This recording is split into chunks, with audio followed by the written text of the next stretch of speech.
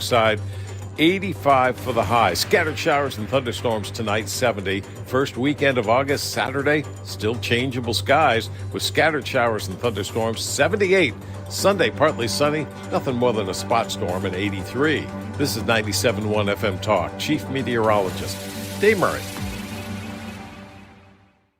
The Annie Frey Show is sponsored by Air Comfort Service Heating, Cooling, and Insulation. Time to schedule your air conditioner service. Get not just your AC, but your entire HVAC system checked for $19 a month with the Preferred Partner Plan. And be ready for the first heat wave. AirComfortService.com.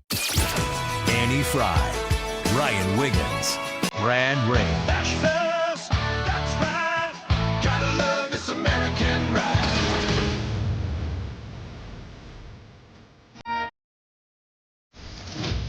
Sake, sis. Keep your voice down. Your father's listening to the radio. This is the Annie Frey Show on 97.1 FM Talk. Happy Friday. Welcome to the Annie Frey Show. Excited to be with you this afternoon. There's a story that is developed out of Minnesota this morning, and I think it's something that at least I'm very interested in because it has to do with a cyber attack. And the suggestion is it's coming from Iran. I don't know, Ryan, if you've heard much about this story. The Fox News report here by Peter Pinedo and Greg Norman Diamond is investigators believe Iranian hackers are likely behind cyber attack on Minnesota water systems. Have you heard about this? No, I'm looking it up right now because I had not heard anything about it. It's a big deal because, of course, we're at war with Iran. And while we are at war with Iran, they have limited capabilities to shoot bombs and hit people. It seems as though they have the missiles and they have the buttons, but where they go, they don't always know. So what are the other capacities of a country to interfere with the United States of America? Cyber attacks are always at the top of my mind, that and like the EMP things. It's kind of one of those weeds conversations that once I get into it, I have to restrict myself from spending the whole day talking about it. But here's the story from Fox News. U.S. investigators believe a cyber attack that targeted dozens of water systems in Minnesota this week likely was orchestrated by Iranian hackers. That says U.S. investigators. Minnesota IT Services said the, quote, coordinated cyber attack targeted operational technology at more than 30 Minnesota community water systems on Sunday and Monday.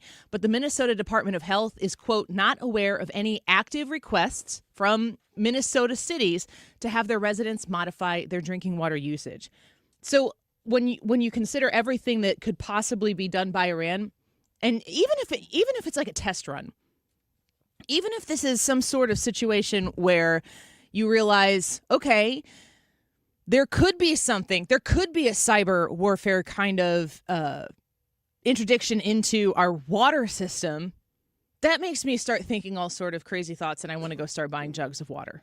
Well, this is pretty concerning because these could be kind of soft targets for hackers. Yeah. I'm sure they're not going to be able to hack into the Pentagon and, change our missile codes and things like that. But they might be just trying to see what they can get into. Maybe this is the best they could do. Here's President Trump from the cabinet meeting this morning. Today, I just want to mention that we heard in Minnesota there was a cyber attack, and they blame it on Iran. I don't think so. I blame it on Minnesota because they're grossly incompetent. There was a cyber attack of 30 water plants, and I would blame it on Minnesota and the corrupt governor of Minnesota.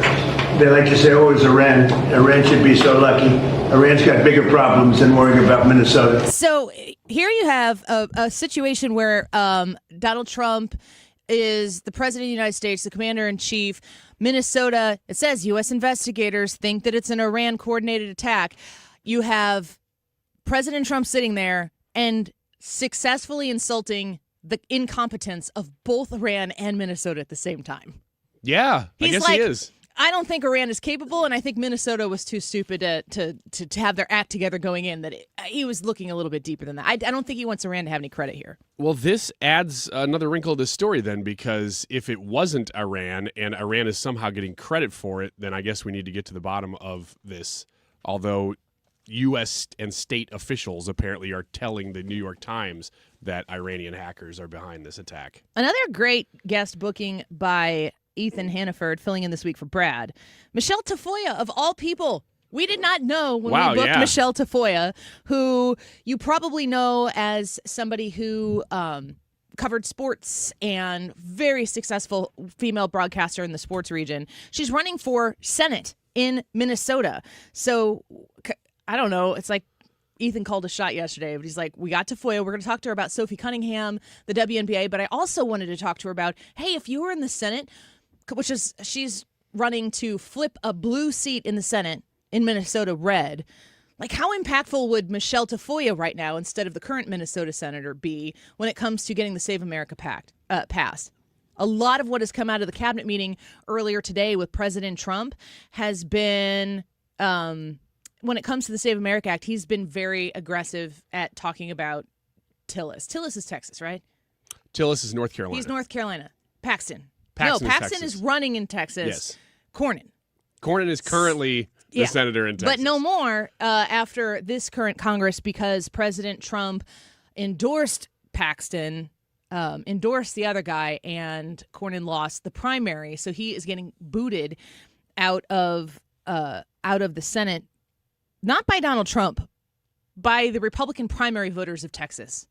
That's a super important part of all of us that, here in Missouri politics, maybe we don't pay as much a close attention to the state politics of Texas, but you choose your horse for the race in the primary, and it's the Texas voters who said, no, Cornyn, we're done with you. We've had enough. We're going to go a different route. And I would say that voting for Ken Paxton, who has a lot of baggage behind him, that voting for Paxton over Cornyn is quite an indictment that, of course, Donald Trump got behind. But it seems to me, you could say chicken or the egg, but did Donald Trump read the room and advocate what the people of Texas want, or did Texas read the room and advocate for what Donald Trump wants? It seems as though those two parties are much more in lockstep than Cornyn is with his constituency.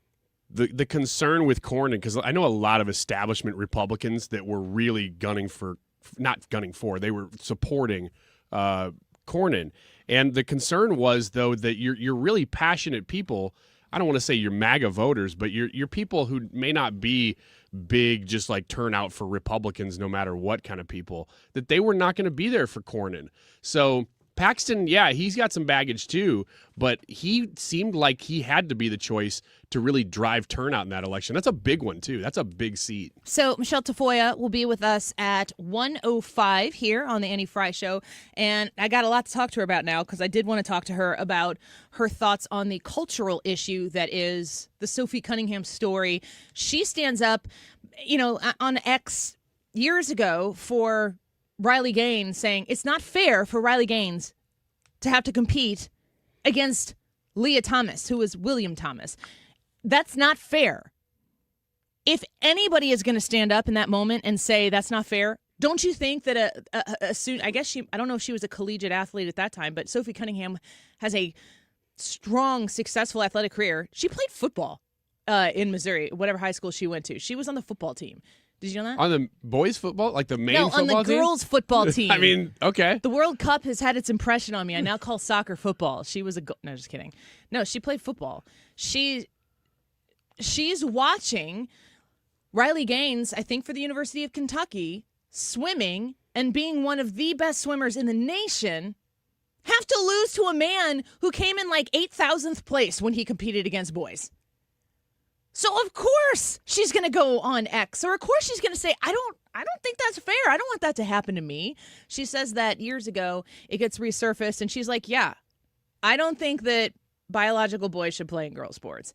And everyone, this is really amusing to me. This is important when it comes to marking our place on the wokeification timeline, because yes, it's a big story, but it isn't one that's stopping the news cycle. Everybody isn't stopping to make sure that they lob insults and hatefulness towards Sophie Cunningham. Some people are, but a lot of people are like, meh.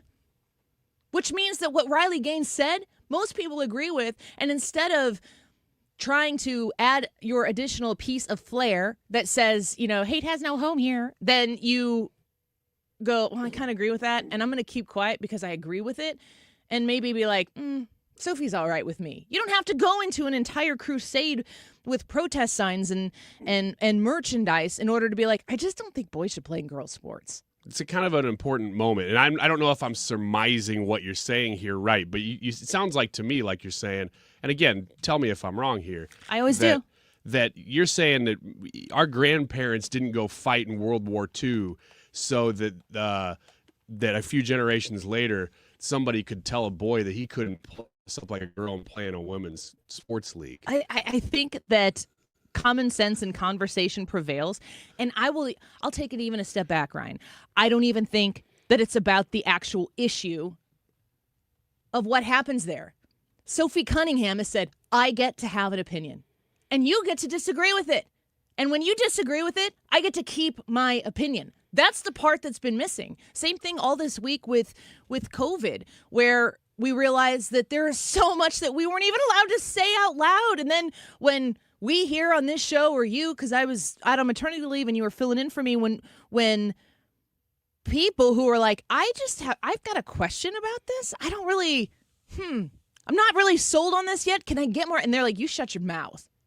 And you covered up with 3 masks because that's 97% effective. Like a crazy person.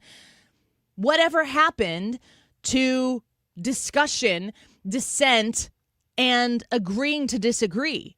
We have spent, I was going to say 10 years, Ryan. You can tell me the full amount of time that you think it is. How much time have we spent in the recent years not being able to discuss things? If you're on one side of the aisle, only one side of the aisle every time. How long has it been? Well, since the term political correctness has existed. So I would say probably late 90s is when it became, no, you really got to shut up. It went from being, we disagree with your opinions, to you can't have those opinions. That was a big shift. And that happened, whenever the term political correctness came about. That's the reason that it was there, because they labeled it. It was oppressive. I really want to encourage people to stick around and hear what Michele Tafoya has to say about the Sophie Cunningham thing. Like, I want her to quantify the issue. I want her to be in a position where she can say, this is how big of a deal this is, or maybe it's a really big deal because it's not as big of a deal as it has been before. I think that's the thing I'm interested in talking to her about the most, coming up at 1:05. When we return, we're going to talk to Kush Desai with the White House, who I'm excited to have on to talk about Trump accounts, because, guys, every time I talk about Trump accounts, we get messages like yesterday, Ryan, that are like, wait a second, I thought only babies could get this. And the truth is no, that's not it at all. If you have a minor, they qualify. Trump accounts with Kush Desai from the White House next.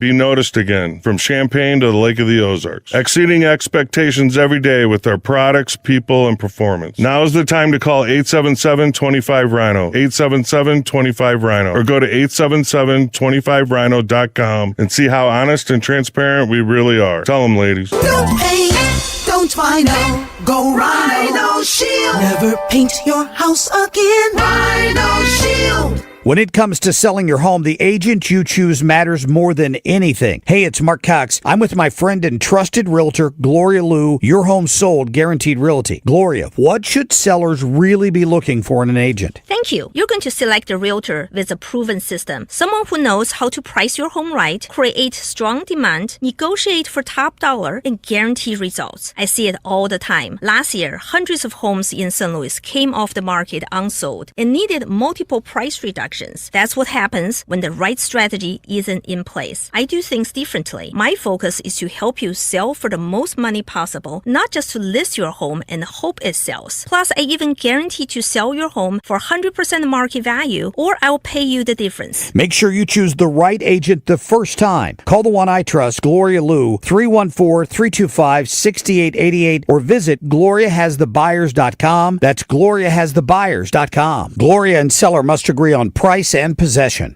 Can you believe politicians nearly doubled state spending since 2019? Yeah, that's twice the rate of inflation. What do we get for all that extra spending? Nothing. Yeah, and get this, over 200 loopholes are buried in our tax code, written by lobbyists for wealthy corporations. Our tax code is rigged against us. We get taxed on our paycheck, our home, everything we buy. I guess somebody's got to pay for all that spending. That's why we need Amendment 5. It puts politicians on a leash. Forces them to cut taxes and control spending, whether they like it or not. Amendment 5 closes the loopholes, eliminates income taxes, cuts property taxes, and gives $3,000 a year to average working families. We decide, not the politicians. Amendment 5 is the biggest tax cut in Missouri history. I'm voting yes on Amendment 5. Paid for by Missouri Promise PAC, Mark Ellinger, Treasurer. Nothing makes a gathering great like Eggland's best eggs. They're just so delicious with better nutrition, too.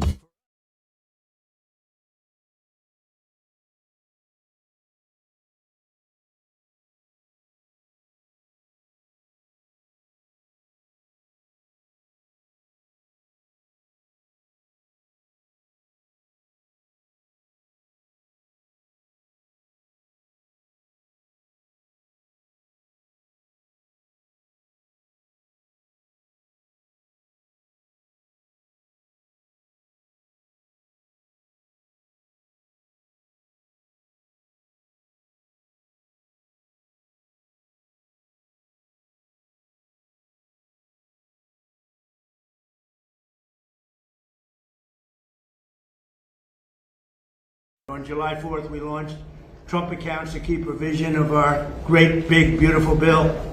And these tax-free investment savings accounts have already been activated by over 7 million children. These are investments made in our future, which is our children. Our children are the most important aspect of our future, with more being added each day. So it's a tremendous hit, over 7 million, and it really just got going, I would say, Scott, about 2 weeks ago when it was we got the final approvals, and we have over 7 million. Actually, there's never been anything quite like that. But millions of accounts are pre-funded with $1,000 from the U.S. Treasury, or generous gifts from private donors like Michael and Susan Dell and others who have given billions of dollars. Billions. People are putting up hundreds of millions and billions of dollars into it and buying really a great future for children. When they turn 18 or when they turn 21, instead of having no hope, no future, they will end up with hundreds of thousands of dollars and maybe even more than that. So it's going to be something to see. With modest additional contributions, they'll grow by numbers that could be over $200,000. We're looking at the timeline. I wish we had an economy like we have now with the stock markets going up, but they will benefit by our country being successful. And we're going to give every child a head start on the American dream. So go to trumpaccounts.gov. They're really something, the whole world's talking about it, and it's far ahead of schedule. Nobody thought it would be as successful as it's been, but it should be. It should be. And we start them off with $1,000, and this was part of the great, big, beautiful bill. So yeah, President Trump speaking. He's at Camp David. They have a cabinet meeting right now where the entire cabinet is assembled at Camp David, which is pretty incredible, I think, to bring everybody there. There was a lot of discussion around RFK Jr. said he hadn't, I think he said 62 years. He goes, I haven't been to Camp David in 62 years. But the last time he was there, he was with his uncle, who is JFK, whose picture was on the wall. Like, I think that's really, really incredible. But another example of a situation where I think that this administration is trying to take care of issues and concerns facing the American people right now, but thinking forward about what happens next. getting rid of all the fraud, getting rid of exposing the different areas of government that are essentially prostituting, pimping the American people and the tax dollar in order to retain and grow their own power. Like, these are definitely generational investments for our country, and it's just there's a full 360 approach that this administration has, and I just cannot stress enough. Get yourself signed up for a Trump account. Let's go to our guest line right now. Kush Desai joins us. He's a deputy White House press secretary on X at Kush Desai 47. Kush, welcome back to the show. It's good to have you with us. Thanks for having me on again. So I feel, yes, I know I'm here for all 15 hours a week of my radio show. So I listen to the whole thing, but I know that people come in and come out, and I feel like I talk so much about Trump accounts, Kush. I still have people coming up to me and saying, oh, I thought you had to be a baby to use a Trump account. Give us the elevator speech here right now for people who might be hearing about Trump accounts for the first time. Tell them what they need to know. Absolutely not. You do not need a baby. If you have a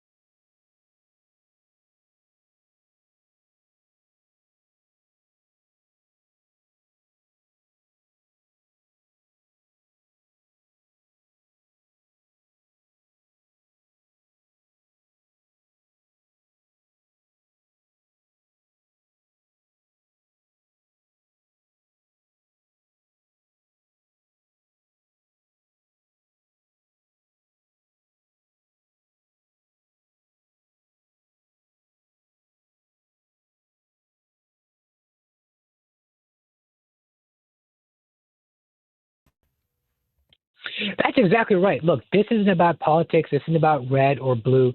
This is about our nation's children. And so if you care about your children, which presumably I think everyone does, this is about doing what's best for them and making sure that they start off life. Well, again, every parent, I think, wants to ensure that their children have a better life than they did. And Trump accounts are a powerful tool to do just that, to invest in your children's future, again, tax-free, so they can start off life with the sort of wealth that many of us, would have, I guess, wish we had. Yeah. Kush Desai speaking with us here from the White House. The president spoke from Camp David today about the Trump accounts. Took some of his time, like maybe over a minute, probably 90 seconds or so, just championing this cause. And you can tell that it's something that means a lot to him, that he really believes in it. It's innovative. I don't know if you can tell us exactly the generation of where this idea came from to establish these types of accounts. But how passionate is the president personally to see this opportunity that he has to make this happen for the future kiddos, future adults, future investors of our country? I can tell you that he has been in both public and private urging our nation's philanthropists, our nation's biggest corporations to again, step up. I mean, it's a call to leadership, really, to step up and contribute to the Trump accounts. And so, again, this isn't, again, when I say this isn't a political thing. I mean, if you think about it, the benefits of Trump accounts will not really be felt. It's not even a 1 or 2 year thing. This is something that we won't really see the real effect of for another 20 years at a minimum, 10 years, 20 years, when our nation's current kids become adults. This is the president saying, look, I don't care about this being an election gimmick or about getting my poll numbers up. He wants the next generation of future generations of America's kids to have the sort of opportunities that previous generations of Americans didn't have. And so this is, again, I cannot reiterate enough that if you have a child or a grandchild or a niece or a nephew or some kids at your church, again, urge everyone to go to trumpaccounts.gov, sign up. And, again, this isn't just about billionaires, but, instead of giving, buying, again, that kid you like at church a video game for Christmas, you can just put $100 in his or her Trump account and see that money grow and let them teach them the value of financial responsibility. Yeah, it's incredible. Kush, I just the other day for the first time, I put money myself into my kids' account. So I have a son who's 16, a daughter who's 14, a daughter who's 10, and a daughter who's 5. So I took $100 and I split it up just based on time. And I had got to teach my kids a little bit about compound interest and the value of time, which is why I put 50 in my 16-year-old's account. And then I went 25, 15, 10 down the line. And so I was showing them on the app here. It's so easy. I'm showing it to our listeners here on our live stream. The app is so incredibly easy to use. It was so simple to put money into this account. And I can, with the click of a button, see that just the $50 that I put in for my 16-year-old's account, I can see that if I added $50 a month, by the age of 60, he'd have $170,000. I can see what it would be like if I didn't put another penny in his account. And my kids were looking through this.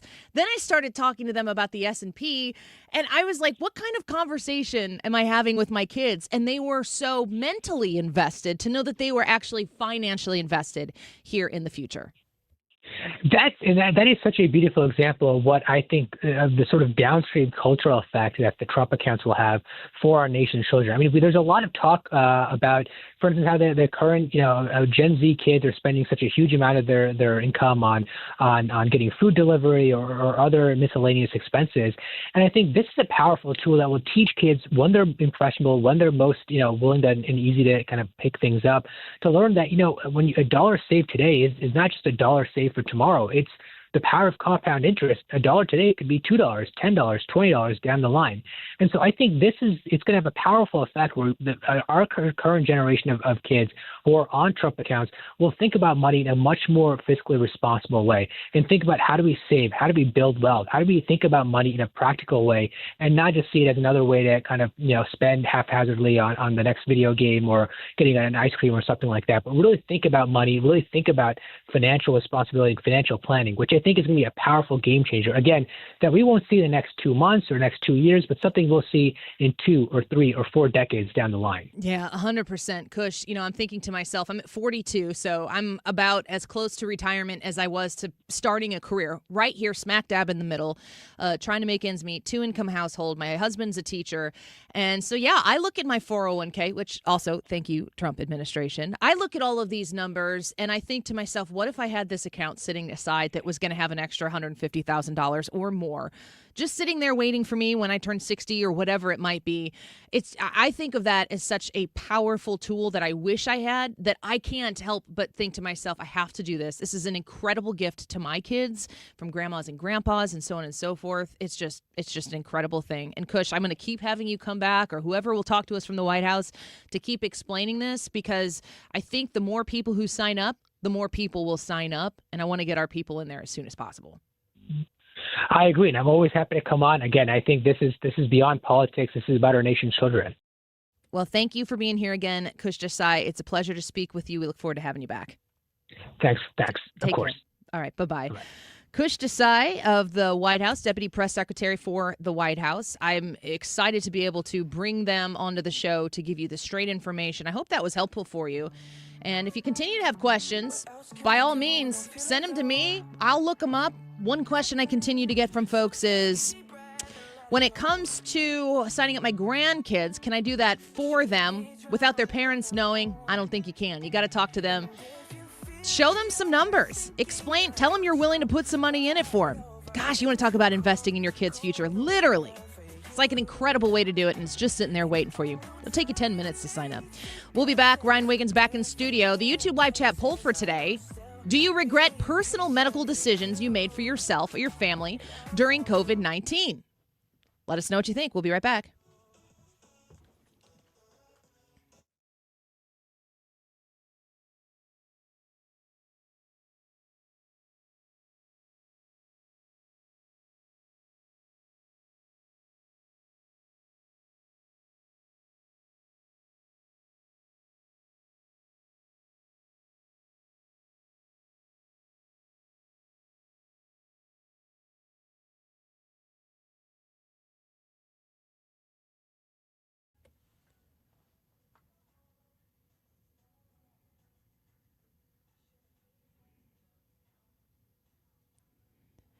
All right, I want to talk to you about one of those sponsors of this show, one that is incredibly important to me and that I can rely on when I'm talking to you about your basement. It's a situation that I think you might have found yourself in here recently. Did you see the rain coming down? Did you hear the thunder rolling this morning?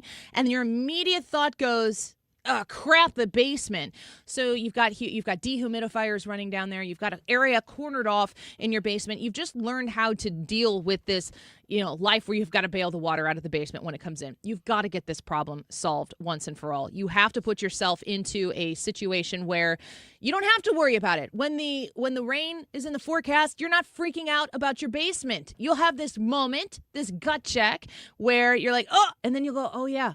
We called Home Shield Foundation Repair, and we don't have to worry about that anymore. And then you will thank the Lord for Matt Hayes. 314-271-9900. That's the number to call to start the conversation about having him come to your home, assessing your basement situation, telling you what you need to do to fix it, and you'll be on your way. 314-271-9900. That's 314-271-9900. Everything you need to know online at HomeshieldFoundationRepairs.com. Want to hear a shocking statistic? Medical malpractice is the third leading cause of death in America. Don't believe it? Google it. And that doesn't count serious injuries like birth injuries to perfectly healthy children. All doctors wear white jackets, but it doesn't make them all the same. Most medical errors are committed by the same quacks over and over again. I'm John Morgan of Morgan & Morgan. Many hospitals looking for more profits are forcing doctors and their groups to be employees of the hospital or be forced out of their system. It's a troubling trend in medicine. People make mistakes, but medical mistakes are huge and often forever.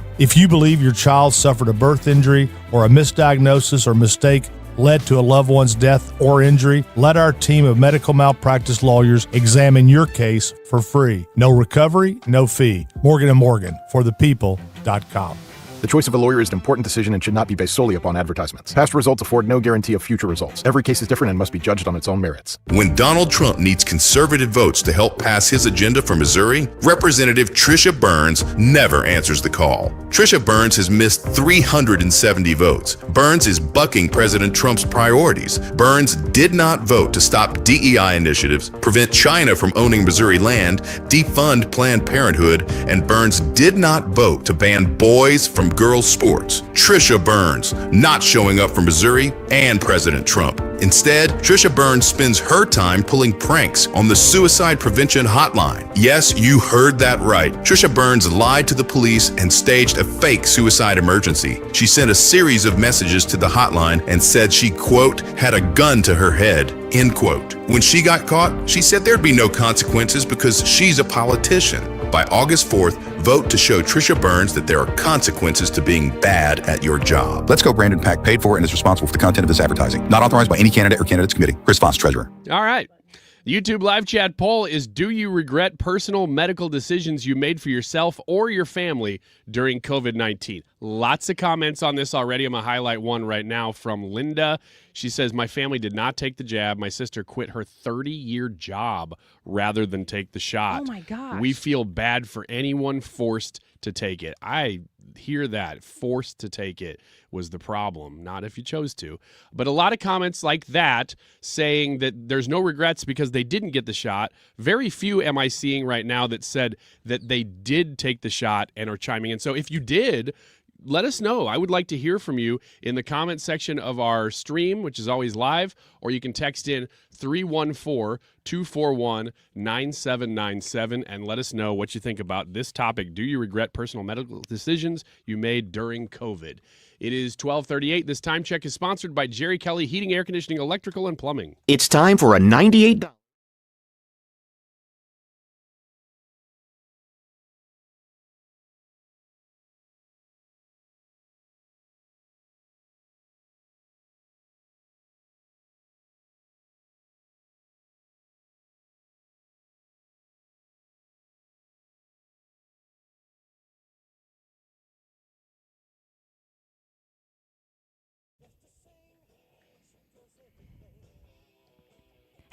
Have you been convinced yet here to sign up for Trump accounts yet? I've been convinced, yeah. The only thing that I genuinely can't figure out, and this is maybe a conversation for off air, but here we are, is I started college accounts for my godchildren. You know, before I had my own kids, I was like, oh, my godkids I'm gonna have to give them something on their birthday and Christmas. So I started college accounts for them. Well, those are market based also. And they grow with the market in a similar way, as I understand it, to Trump accounts would. So I don't know the difference between starting a college account like that. So your question and a is, Trump account. If I already have investments for my kids, why do I need this? Sort of, especially if they're already tax-free and market-based. Because you could have other investments, but that one seems similar to me. There's an obvious answer. Okay. Because there's $250 for two of your children That sitting makes sense. there. I mean, that makes sense. And anything else that might come up over time. I think that the Trump account $1,000 seed for the babies thing is for 4 years, 2025 through 2028. But that doesn't mean it's not going to get extended. And I would love for the next president that gets elected that's a Democrat to be like, not my babies. Yeah. Not going to happen. But I'm not going to have more kids, we don't think. So it's just based on the ones I have. You're getting the Dell. Did you say at least you don't think? I know, yeah. I said I don't think. I'm not going to tell God what he can do. Forget about Trump. We're doing accounts. our part. Yeah, okay, Abraham. I think that the most obvious basic answer is that for you to sign up your 3 children for this will take you less than 20 minutes. You do have to have their social security numbers, which has been your roadblock. Yeah, or should I say, I don't have their card. Excuse. You have it. You got to find your tax returns from like 2018, and they will be fully printed on there. Okay. I did come to find out that more recent ones only have the last 4 digits. So you got to go back. This is how I did it. This is how I found them. Oh. Find your tax returns where their social security numbers are listed. You need that. You need to know their birthdays. You only have 2 to remember because 2 of them are twins. No, that's hard too, though. Wham. And then you sign them up. And then if you don't do anything, nothing bad happens. Only good things can happen. And 2 of your kids, because they were born in 2016 or more recently, will qualify for the Dell investment of $250 each. One of my kids. 2 of them the twins are are older. They're The twins are older. So yeah, so get the $250 for the younger one. Okay. I won't tell them it's there, though. You know what the liberals say? It's free money. Yeah. And then I'm going to drain that account so fast, I'm going to go to the boat. Okay. All righty. Tell Kush to sign that. I just hung up with him. He's gone. Dang it. Kush. Text him. Ryan's going on the boat with that $250. He's gone. You got Be or Not to Be today? I do. Just you and me? Yes. Well, yeah. Just Daniel, me and you. do you want he wants to play. Do you want to play Be or Not to Be? Do you know what Be or Not to Be is? I'm not familiar. You're not familiar? Even better. We'll teach you Fresh live. You pay attention to the news enough, just enough to be great for this game. So the Be or Not the Be is Wiggins America on Friday, and he takes. Have you ever read a Babylon Bee story? a parody article. It's not really real. It's just a funny. Yeah. He reads his headlines, and we guess if it's from the Babylon Bee or if it's actually a real story. Okay. I got a little tease for you for this segment because it's coming up next. The first one I read, I think it's such good satire because it brings up a real point about the Fauci hearings this week that is something that none of us really thought about. But it's the Babylon Bee, so obviously it's comedic, but the point they're making is so salient that I can't believe nobody else has made it. And that is the first story I'm doing in this segment. Is the bee? Well, that's the first one I'm doing in the next segment. You're screwing up the game. We're supposed to guess. Oh, I'm sorry, but I'm telling you already. That's the whole premise of the game. You're right. I did screw up the first one. The first one. It'll be a practice be round, Daniel. Okay. Yeah, it'll be a practice. That's what I was trying to do. I was trying to give you a warm up. Okay, I got it. Okay, the bee. You got it. Daniel will be just fine. The YouTube poll for today, you were talking about it a little bit there, of course, in the time check. Do you regret personal medical decisions you made for yourself or your family during COVID-19? This could get personal today if listeners want to text us in.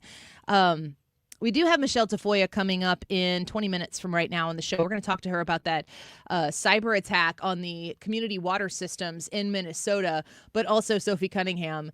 So I'm looking forward to that conversation and the Save America Act. But we've got the rest of the show to kind of see where the text line takes us and where the participation on the YouTube chat takes us. So I think that there are probably, especially if you can call in and do it anonymously, kind of, you don't have to tell us what your real name is, or you can whatever. But did you take the vaccine and you wish you wouldn't have? Did you participate in some sort of medical restrictions that you wish you wouldn't have? Do you regret it? There's also I also completely respect the position of I don't really have regrets. I just did what I thought was right at the time and I learned from it, which might not mean regretful, but I think there probably are people out there who have deep regrets. Okay, this is a comment I'm going to bring up here on the YouTube page. It's from PH. I'm not familiar with this person. How do you say that? I think it says, I can't regret doing what I did when I based it on the best information I could get and filter through from sources I had to or chose to depend upon. The government not being on the top of that list. Man, does that echo a lot of people, including myself, because there are things that I look back on and I go, I would not have done it that way now. Yeah. But at the hindsight. time, I don't know that how I would have made a different decision based on what I had. Because there are ways that I complied that I wish I hadn't. And I fought it a lot. And I fought it probably more than probably 90% of the people did. But there are still ways that I'm like, I would have taken off my mask every single time I went into any building that told me I had to. Do you remember we had the kind of like the Annie Frey mask way of doing things, which was like polite dissent? Yes. You go into Walmart and you take it with you, but you don't put it on. And you go through and if somebody actually wants to come up to you and say, man, we need you to put your mask on. I went from, okay, I'll put my mask on to eventually being like, okay, I'll leave. Just leave the cart where it is. But it turned out people weren't telling me to put my mask on. Yeah. I mean, toward the end especially. I mean, there are a lot of situations where I would go through and I'd need to get eggs and light bulbs and some shampoo, 3 corners of Walmart, and I wouldn't wear a mask. And I wouldn't make eye contact with people really because I wasn't inviting confrontation. I was just trying to mind my own business. I wasn't like walking around Walmart licking people or anything like that, like before COVID. But I just was minding my own business, going from point A to B to C and getting out of there. And there were people, I had more people who would say to me in some way, shape, or form, sometimes it was body language, but it was verbally like, yes. Yeah. Yeah. People get sick of it. Or I would see somebody in one aisle wearing a mask and they'd see me and they'd maybe kind of nod their head and smile, see them over in the light bulbs later and they're not wearing their mask anymore. And I did this because other people did it. I wasn't some innovator of like, liberty, freedom, Braveheart type of stuff there, but I saw other people doing it, and I'm like, why? They seem pretty confident. I'm confident. They're not going to arrest me. Mm-hmm. And on a few occasions with our boss, Steve, he was like, depending on what you get arrested for, could be good for your job. Mm-hmm. Mm-hmm. So you just kind of made decisions, and you went with them. And it just realized that even the smallest pushback or the biggest pushback, people were for the pushback, not against it. There were such a few squeaky wheel people who were against it that it's like, gosh, I wish I would have done this sooner. At the end of 21, beginning of 22, that's when that pushback was massive everywhere. And finally, I always mark this as really the end of the real COVID oppressive era, is when Southwest Airlines lifted their mask mandate first, before everybody else, on April 18th of 2022. That's my birthday. Well, really? Happy birthday. That's when they did. And that really was almost exactly 2 years is how long that lasted, because that was the first domino that really started to take them all down. Well, we want your reaction a lot today on this. Maybe we'll open up the phones in the 1 o'clock hour. We'll see. Do you regret personal medical decisions you made for yourself or your family during COVID-19? The B or not the B next. Don't go away.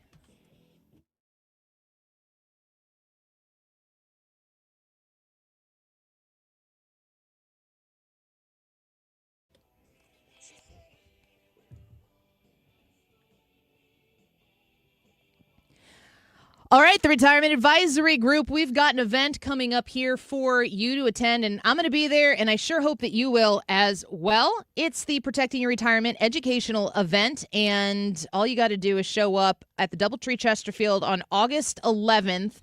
It's a Tuesday. It starts at 6:30. I get there at 6, and I think that the important thing to know, a couple important things to know, is it's free, first and foremost. You don't have to pay anything to get there, and you're going to spend from 6:30, maybe 45 minutes or so, learning what you need to do to protect your retirement. It's not going to cost you anything to be there. You're going to glean free information from Bob and Tammy Kershaw at the Retirement Advisory Group, and you're going to walk away with a better understanding of that really important time in your life where you need to make the right decisions at the right time about what to do with all that hard work you've poured in to saving for retirement. Reserve your spot by calling 314-993-9494. That's 314-993-9494. Tell them Annie sent you and come see me. I get there at 6. I turn it over to the Kershaws at 6:30. Mark Cox and Mark Reardon and I are all there at the same time, and we'd love to see you. Free event, 314-993-9494. You can find them online at retirementkey.com. Missouri's primary election is Tuesday, August 4th. Join me, Mark Reardon, along with our expert panel as we break down the biggest races, critical amendments, and results in real time. Election coverage Tuesday, August 4th at 7 p.m. on 97.1 FM Talk. Travis Wilson here, state representative from District 106 in St. Charles, Missouri's first state capital. I wanted to remind everyone that we have a crucial primary election coming up on Tuesday, August 4th. No excuse, in-person voting has already begun, and I'd appreciate your vote to continue my service for the great people of St. Charles. For more information on early voting or to learn more about me and the important issues facing Missouri, visit me on Facebook at Wilson for St. Charles. Thank you, and may God continue to bless the state of Missouri. Paid for by Wilson for St. Charles. Merle Schneider, Treasurer. Bill, you're an old politician. Yup, sure am. So you know the old-timers warned that someone trying to sell you a pig in a poke was a con man. Well, sure. Well, no offense, Tom, but your politician's Amendment 5 is a pig in a poke, helping politicians to raise our taxes without a vote of the people, and the politician's Amendment 4 takes away our power to do anything about it. Well, let's look at what's really inside Forward 5. Oh, don't do that. 5 hits hardest seniors and those struggling financially with new taxes on services like doctor visits, in-home care, and rent. Sales taxes could more than triple. For up to 80% of Missourians, it's a tax hike. And Amendment 4 ends majority rule, allowing a minority of the most liberal statewide voters in one district to effectively end our power to stop corruption and out-of-control spending and taxing. Slick plan, huh? No, Tom. 4 and 5 are schemes that hurt citizens and transfer our power and our money to politicians and lobbyists. That's why I'm voting no on the politicians' Amendments 4 and 5, paid for by Missourians for fair governance. Your home is your sanctuary. Get the peace of mind you deserve with a free estimate on a Generac home standby generator from Generator Supercenter. They're the nation's #1 Generac generator dealer. With expert installation and 24-hour monitoring, Generator Supercenter won't leave you in the dark. Financing is available. Take control of your power today with Generator Supercenter of St. Louis. Call 314-499-2020. That's 499-2020 or GeneratorSuperCenterofStLouis.com. That's GeneratorSuperCenterofStLouis.com. You're listening to the Annie Frey Show on 97.1 FM Talk, St. Louis conservative. Wiggins. Oh, Wiggins. The B or not the B. This is Daniel's first time. This is very exciting. And like I said, this first story is just a warm-up. You already know the answer, but this is how we play the game. I read the headline. You tell me whether it's fake from the Babylon Bee or it's a real headline. This one's great. Man who took away nation's constitutional rights claims protection by constitutional right. Oh. Is that not amazing? Daniel? That's I'm gonna say the B. That is correct. I mean, it is the Babylon Bee, but my goodness, has anybody thought about that? The fact that this guy was responsible for the erosion of many, many Ryan, constitutional rights. The Constitution and the Bill of Rights is like a buffet.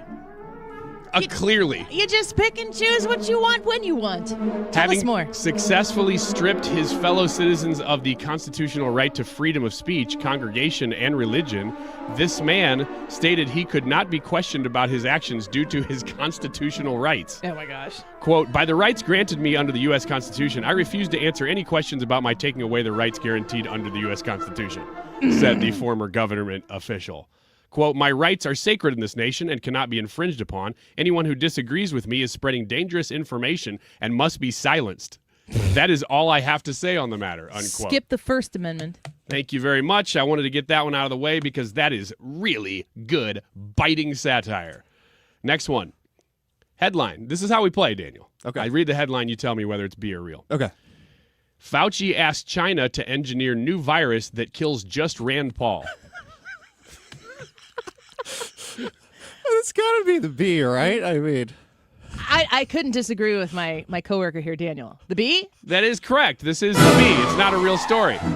Sources close to Fauci poor Rand Paul said his phone call with the secret Chinese laboratory staff became tense as the discussion moved to Fauci's diary. Yes, I understand how some of the things I wrote could be hurtful, Fauci was reported as saying to China. No, I don't think I can arrange a meeting with Julia Roberts.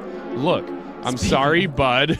Can we just forget that all the stuff in the past and you do me just this one solid? I really need this, said Fauci fakely. Next one, because Fauci doesn't talk, you know what I'm saying? Like, Yeah. It's another portion of satire there, another layer. Next story, Democrat candidate to replace Graham Plattner has 2 kids with his cousin. Oh, Daniel, you go first. Real or not real? Or something's telling me that it's. I want to say the B, but at the end of the day, I think it could be real. I'm going to confirm that this is real. This is real. Is there anybody else in Maine that's a Democrat that's just like a normie? We need one normie from Maine. As Not the B says. Sounds like it's Susan Collins. First, there was the woman-abusing Nazi-tattooed Graham Plattner. His replacement, still not great. If you look for a train wreck, there should be a picture of both of these guys. Still, Jackson is this guy's last name. He ran for governor of the state's primaries and lost, which we'll cover soon, but he also has a temper problem. This story focuses on none of those things, though. This focuses on his non-marriage to his wife, Lena Pelletier. Non-marriage? With whom he has 2 children. Oh, Lord.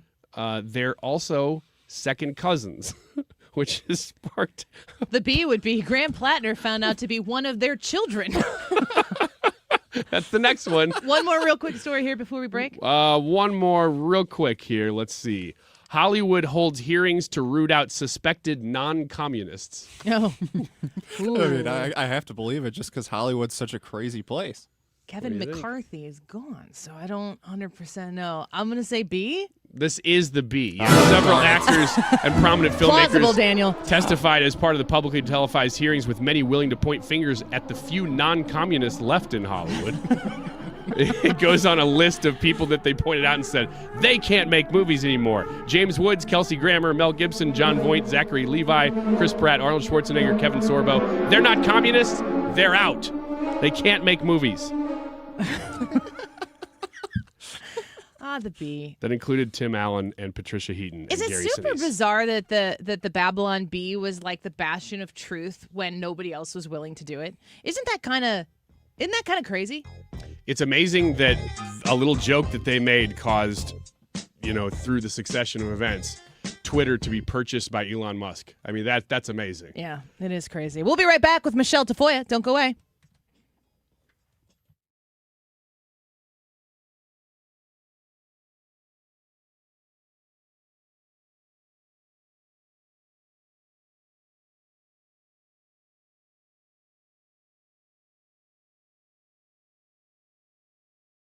$100,000 of your taxpayer money to identify 6 locations just for data centers in St. Charles County. I'm Bill Eigel, and if you don't want data centers in our county, then I'm asking for your vote on August 4th. Paid for by Eigel from Missouri. Lisa Borchers, Treasurer. When it comes to planning your retirement, there's a lot to think about. Portfolio management, tax planning, and retirement income just to get started. Steve All and his team at the All Financial Group focus on those things and more. Their goal is to help you achieve your goals. Call 636-230-8824 or online, yourmoneymattersstl.com. Investment advisory products and services made available through Impact Partnership Wealth, LLC, IBW, a registered investment advisor. Insurance and annuities offered through Steve All, NPN number 153-07419. Steve Ellman leads. Ellman enacted a data center moratorium. He doubled our parkland, built new roads, prioritized safe schools and streets, eliminated the county's real property tax. Ellman for St. Charles County. Bill Eigel misleads. Eigel talks but didn't pay his property taxes, but voted to give tax credits to the company behind the St. Charles Data Center, and was rebuked by Trump's lawyer for scamming donors. Paid for by the committee to elect Steve Ellman, Michael Summer Jr., Treasurer. Every summer, homeowners make plans. A new grill, a backyard project, a family vacation. But what about the upgrades you'll enjoy every single day? If your windows are drafty, difficult to open, or your entry and patio door has seen better days, now is the perfect time to make a change. Renewal by Andersen makes replacing windows and doors simple with beautifully crafted products, professional installation, and a customer experience that's second to none. And right now, you'll save big. Get $1,000 off your patio or entry door purchase, and take $400 off each replacement window. Plus, when you schedule your appointment before July 12th, you will receive an additional $250 off your entire purchase. All you have to do is call 877-WINDOWS or visit renewalbyandersen.com. Again, that's 877-WINDOWS or visit renewalbyandersen.com. Renewal by Andersen, superior products, exceptional service. You've been listening to the very popular Wellness One for many years, Saturdays and Sundays on 97.1 FM Talk. We're happy to share that we've expanded the show to 4 times a week. Yes, 4 times every weekend. Saturday at 10 a.m., Saturday at 8 p.m., Sunday at 9 a.m., and Sunday at 2 p.m. It's the same great show designed to cut through the nonsense and provide you a common sense, science-based strategy for a healthy life. So join TJ and Aaron for Wellness One. Now 4 times a week on 97.1 FM Talk. KFTK FM Florissant from the Kaufman Townsley St. Louis's Injury Lawyers Studio. Call 314-777-7777. That's 314-777-7777. Potential breakthrough for Gaza. I'm Lisa Brady, Fox News. New commitments from Hamas as part of a previously announced ceasefire agreement, though many questions remain about implementation. President Trump's Board of Peace says it has a deal for Hamas to disarm as part of a peace plan that would eventually see Israel withdraw from Gaza. It's a big step for the Middle East, and people are really impressed by it, and they're surprised by it. Speaking at a cabinet meeting at Camp David, President Trump says a weaker Iran was key to the breakthrough. Still, Israeli officials have signaled skepticism, and President Trump concedes. Will it go through its ups and downs? It's a very complex situation over there. The people are very complex. A comprehensive peace plan calls for an international stabilization force to train a Palestinian police force to take over security operations in the Strip. Fox's Jared Halpern at the White House. As for the fight with Iran, we'll be hitting them very hard. And at some point they're going to say, we just can't take it anymore. But the president stops short of confirming a Wall Street Journal report about a go big option from the CENTCOM commander. He also still doesn't rule out a deal, but says Iran lies, and he's losing faith in them.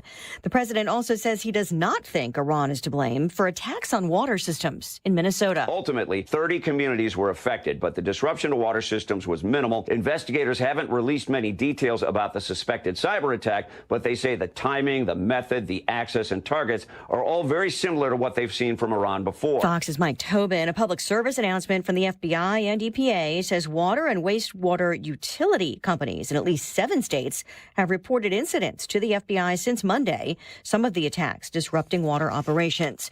Just getting word of a fighter jet crash in San Diego near Marine Corps Air Station Miramar. Smoke rising from the crash site in a field. No word yet on the F-35 pilot. America is listening to Fox News. When I hit my 50s, I felt like things were slowing down. This is Sandra's Metamucil story. I started taking Metamucil for digestion, but had no idea it would impact so much more. Not only did Metamucil help me feel more regular, but my heart health saw the benefits too. Metamucil. One simple routine, 4 health benefits. Digestive health starts here. Go to metamucil.com for more details. My name is Whitney Allen, and I'm a widow. My husband, Ryan, died. We never thought we'd ever have to use life insurance, but the unexpected happened. With Ethos, signing up was fast and 100% online. You can get a quote in seconds, apply in minutes, and get same-day coverage. No medical exams, and you can get up to $3 million worth of coverage. I'm grateful we were prepared. Get your free quote at ethos.com/term. That's ethos.com/term. Paid spokesperson. Time spent on application may vary. Online health questions required. Air Comfort Service, heating, cooling, and insulation. Weather.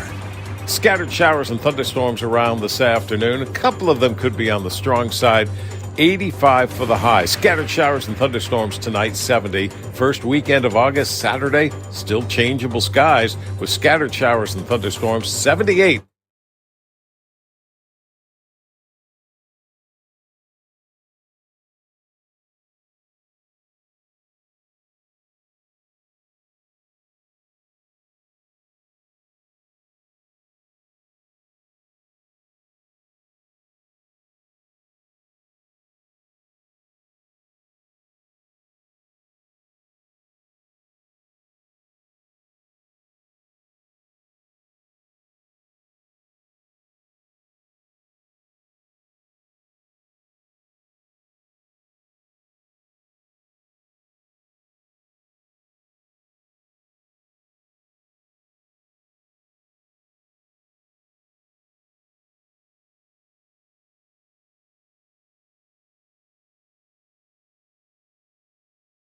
Has been suspended and fined after a confrontation with fans.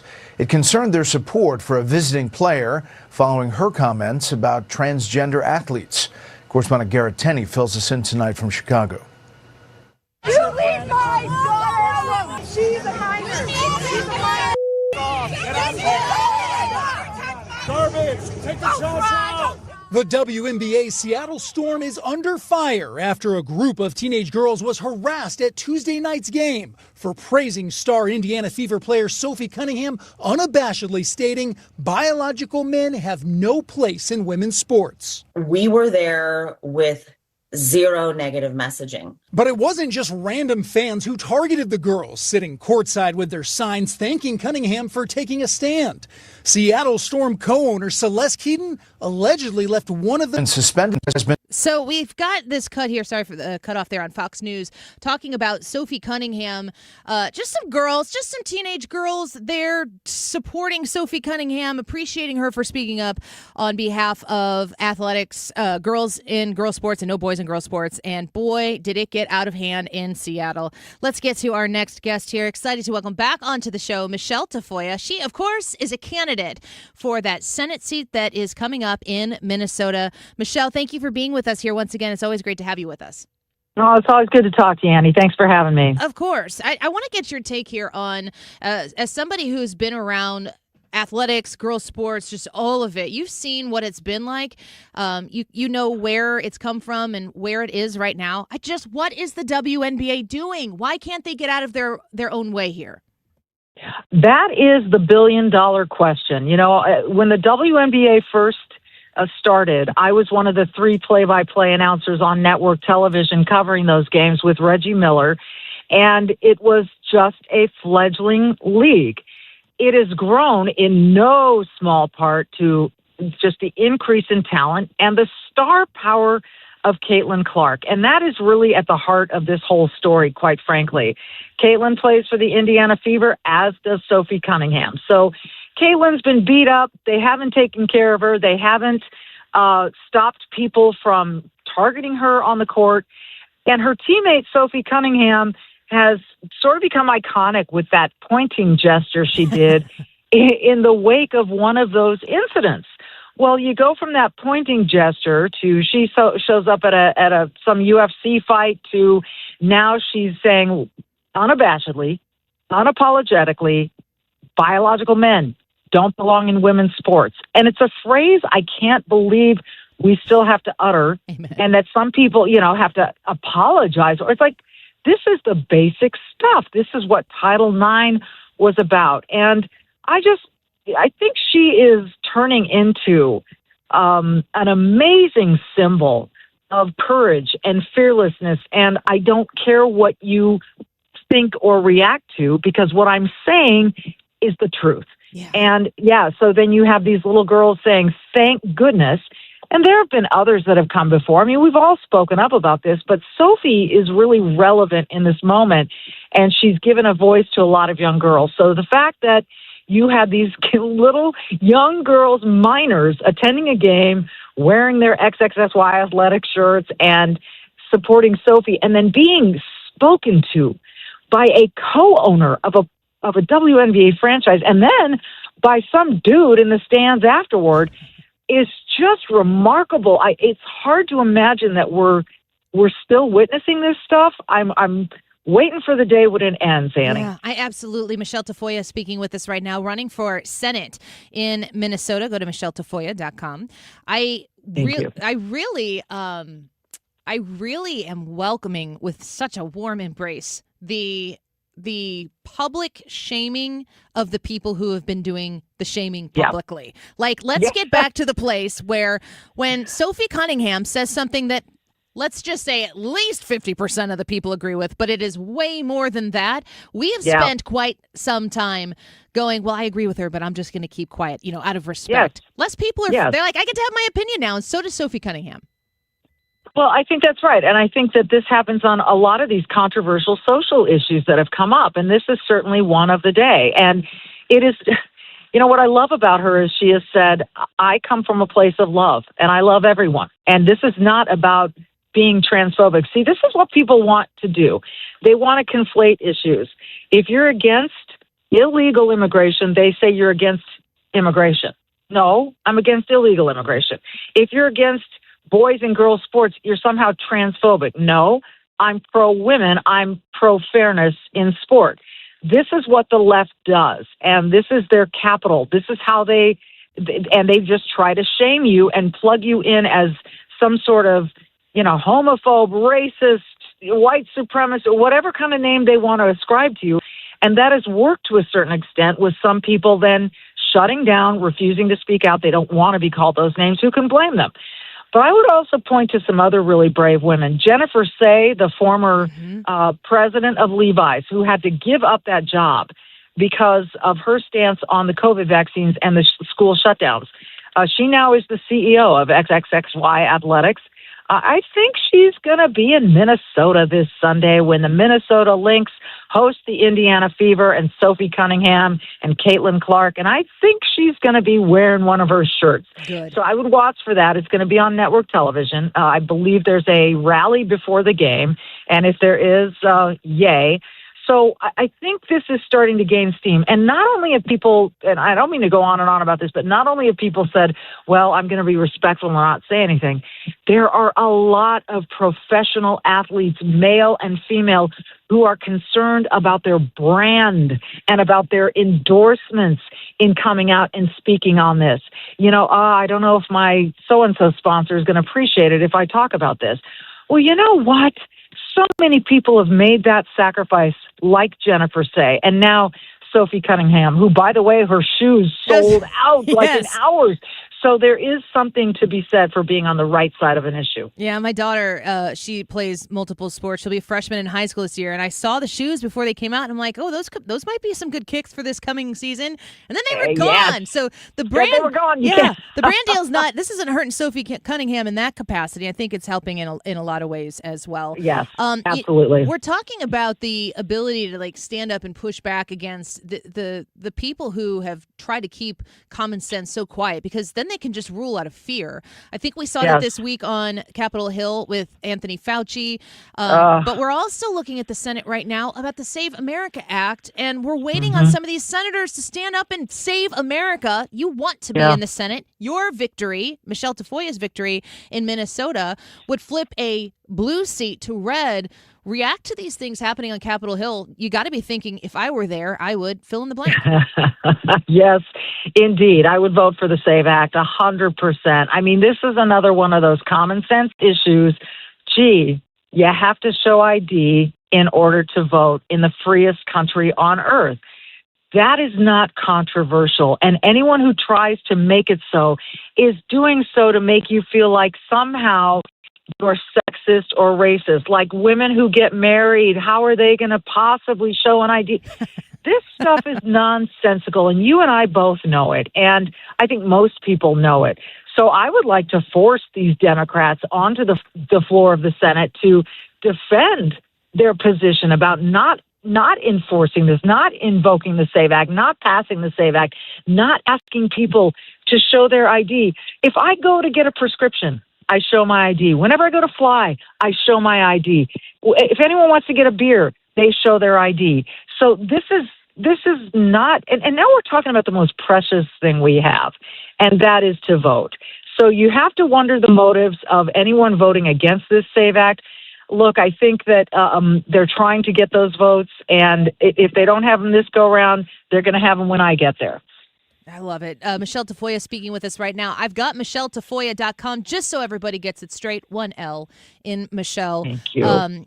How is the campaign looking in Minnesota? I feel like it's one of those states that even though it tips a little bit blue most of the time, it definitely does feel like it could be a purple state. And Minnesota right now, for a lot of the reasons of Tim Walz and your attorney general there, making an absolute mess and mockery of the fine people of Minnesota. You got to think that this cycle, you might have a real chance of making that blue seat red in the United States Senate.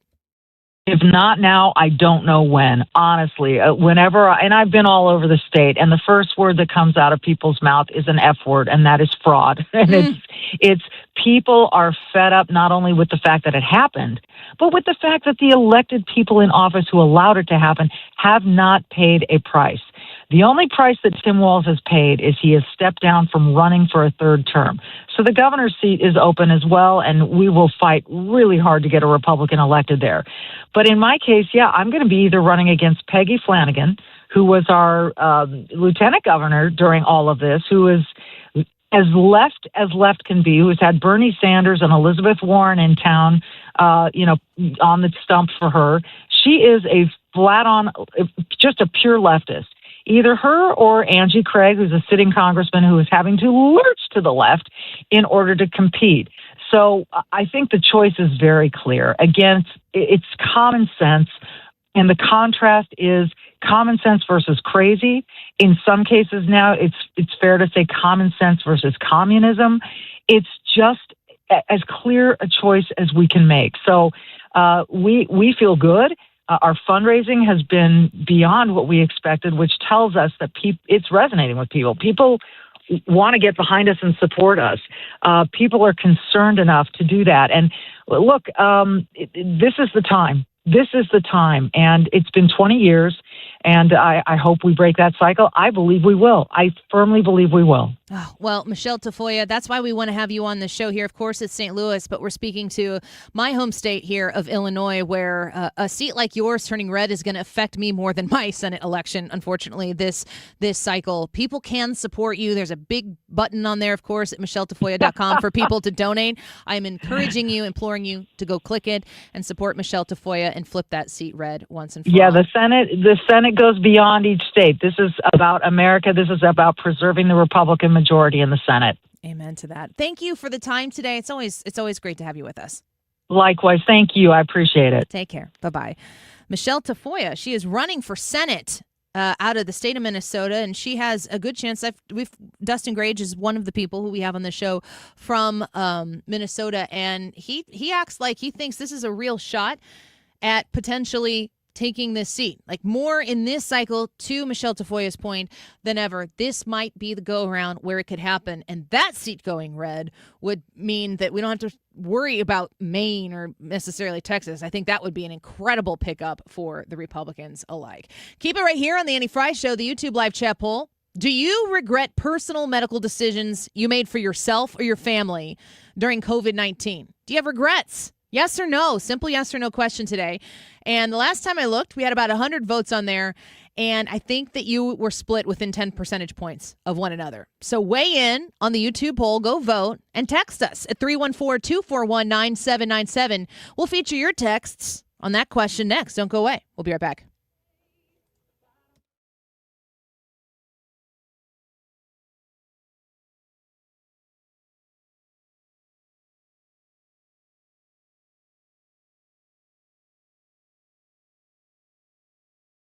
As his agenda for Missouri, Representative Trisha Burns never answers the call. Trisha Burns has missed 370 votes. Burns is bucking President Trump's priorities. Burns did not vote to stop DEI initiatives, prevent China from owning Missouri land, defund Planned Parenthood, and Burns did not vote to ban boys from girls' sports. Trisha Burns not showing up for Missouri and President Trump. Instead, Trisha Burns spends her time pulling pranks on the suicide prevention hotline. Yes, you heard that right. Trisha Burns lied to the police and staged a fake suicide emergency. She sent a series of messages to the hotline and said she, quote, had a gun to her head, end quote. When she got caught, she said there'd be no consequences because she's a politician. By August 4th, vote to show Trisha Burns that there are consequences to being bad at your job. Cut the Bullpack paid for and is responsible for the content of this advertising. Not authorized by any candidate or candidate committee. Mark Cox here. Join me, Annie Frey, and Mark Reardon, along with Bob and Tammy Kershaw of the Retirement Advisory Group, to learn how to create your worry-free retirement. We'll meet August 11th at the Doubletree Hotel in Chesterfield at 6:30. Here are Bob and Tammy with more. Are you nearing retirement or already retired and wondering how to turn your 401k and IRA into a worry-free retirement? Would you like to learn the strategies that give you market growth but protects you from market losses at the same time? Would you like to get a free personalized retirement income plan? And did you also know if you're 59 and a half or older, you can roll over your company retirement plan tax-free to create a worry-free retirement. If you're 59 and a half or older, you cannot afford to miss this event. Have a worry-free retirement. Join the official financial advisors of my show, Bob and Tammy Kershaw, at the Doubletree Hotel in Chesterfield, Tuesday, August 11th at 6:30.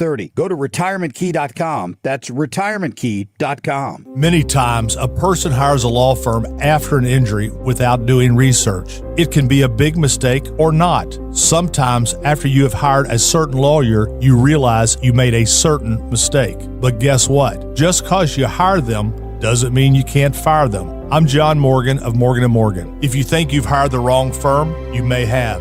So do this.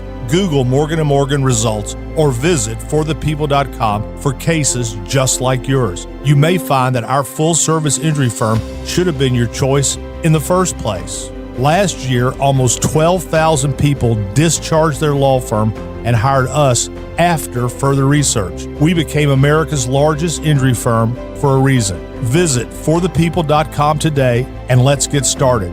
Or call Pound Law on your cell phone. Morgan & Morgan, for the people. The choice of a lawyer is an important decision and should not be based solely upon advertisements. Past results afford no guarantee of future results. Every case is different and must be judged on its own merits. Don't let tax refund worries hold you back. File now with TurboTax on Intuit Credit Karma. They'll find every credit and deduction to help you get every refund dollar you deserve, or your money back. Start filing today in the Credit Karma app. The Annie Frey Show is...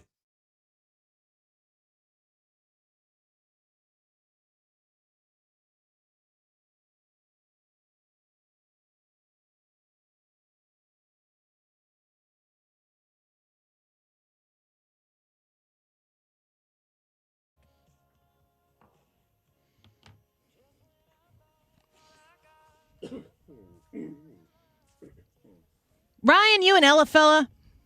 Who is this? Ella Fitzgerald? Daniel? Absolutely. Daniel says he's an Ella fella, and do you really not know who Ella Langley is? I don't know that name at all. I think I know this song. Is this He's Choosing Texas, I Can Tell? Absolutely. Yeah. This is a huge song. Like, huge. Like, bigger than the Beyonce song that was at the top. I think a Whitney Houston song that was at the top. Like, as far as charts go. Yeah, this is talk radio, so I'll just say it. But I didn't know that, like, of course there are charts, but there are charts? Still? Yeah, and apparently the only reason I know that this song is topping them is because it's breaking records. It's been topping the charts for so long. That song, the first time I heard it, which was whenever everybody else did, whenever it started coming Probably out. not. It was probably a little after everybody else heard it. I'll accept that. I thought that is a nice little song. I had no idea it would be that big of a hit, though. Yeah. Because it's just a nice song. It's enormous. Yeah. It does. The thing that I think is the nicest thing about it is it's a nice little song. Yeah, it really is. There's no. I just said Whitney Houston and Beyonce. You want to talk about two of the most massive voices that have ever voiced anything. Those are some of them. But it's just, I mean, you want to talk about a country song. Choosing Texas. She's sitting in Nashville and he's going to choose her over him. So I said, I when I saw the song come up to play, my jaw almost dropped because I was going to screenshot this song and tell Ethan to play this today. Oh, weird. We're in sync, man. Not in sync like the band, but like in simpatico. Because he played it without me saying anything to him. And I go, oh. And then Daniel's like, I go, are you an Ella fella? And he goes, I have a T-shirt. I do have a T-shirt. I purchased it at her concert at the beginning of May when she came to Chaffetz Arena. It was a great show. I need to know more about Daniel before I ask him questions for the first time on the air. But how did you arrive at an Ella Langley concert? My girlfriend. That's what was going to be the question. Okay, so was that song out in May? Yes, yeah. This song, I don't know the exact date, but it's been out for several months now. Do you know the song? I just discovered it probably. Do you in know May. the song? Excuse me. No. You look like you love me. Do you know who Riley Green is? No. I do. Yes. he's got quite the following. Oh, he's He is a boy. He is a Yes, handsome yes. man. Okay. Is What- that all? What do you like about he's got a couple of good songs.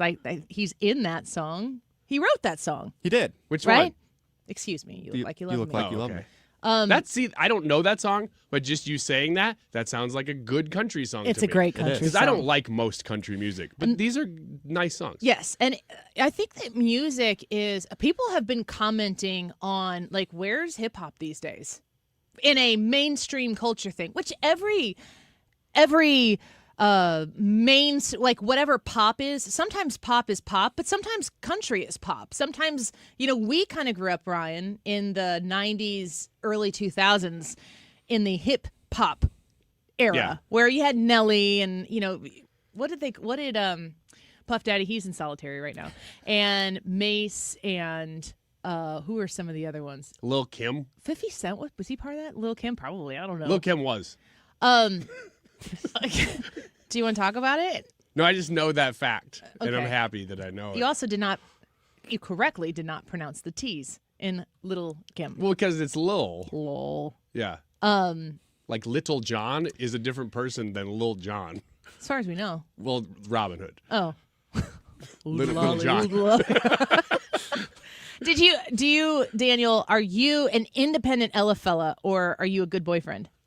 It's like it's one or the other. Yeah, you can't. I will say, I would not. I mean, I'm sure I would know who she is, but I would. It would have taken me a lot longer to discover her and actually enjoy her music, probably, if I didn't. Do you like have a country? girlfriend. I love country. What do you have like a borderline around? I like this country, or are you just kind of open to whatever? I like the real country, not the like pop stuff. Okay, which- I'm assuming I agree with you. You haven't completely defined what it is yet, but I already know, and that is Well, the I correct agree answer. with both of you, Yeah. and none of us have defined what that means yet. There was just this period of time where country music was just trash. I agree. We're getting back to country.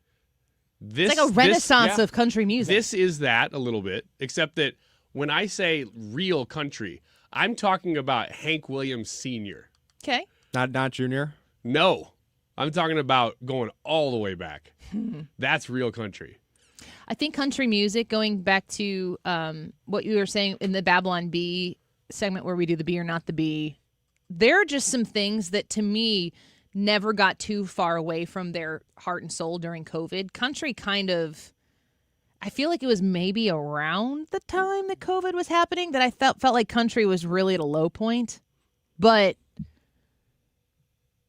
it's weird because in my mind, this is totally subjective. I know this isn't like based on facts or anything. It's just my opinion. But it feels like the things that weathered the storm and stayed true American the whole time are like, I'm drawn to those things. If you've ridden the roller coaster of this, kind of like the way Sophie Cunningham isn't doing it right now. She's like, this is what I think. You think something different? That's cool. In her words, like, I'm about love. You're welcome at my table. That's what she said. That mentality is, it's unrealistic. It's ridiculous to people who are on the other side of the issue. That you would be like, wait a second, you think something different than me? Get the heck out of here. Sophie Cunningham's like, wear what you dig kind of a mentality. And there are a lot of people who, whether it's about this particular issue or whatever, my biggest thing is every time a Sophie Cunningham story comes up, I'm like, please tell me she didn't cave. I don't even really care about the details, and I really don't really care about the basketball. But I'm like, you've made a stand. You're getting a national top headline spotlight in the news cycle of it. Please don't cave.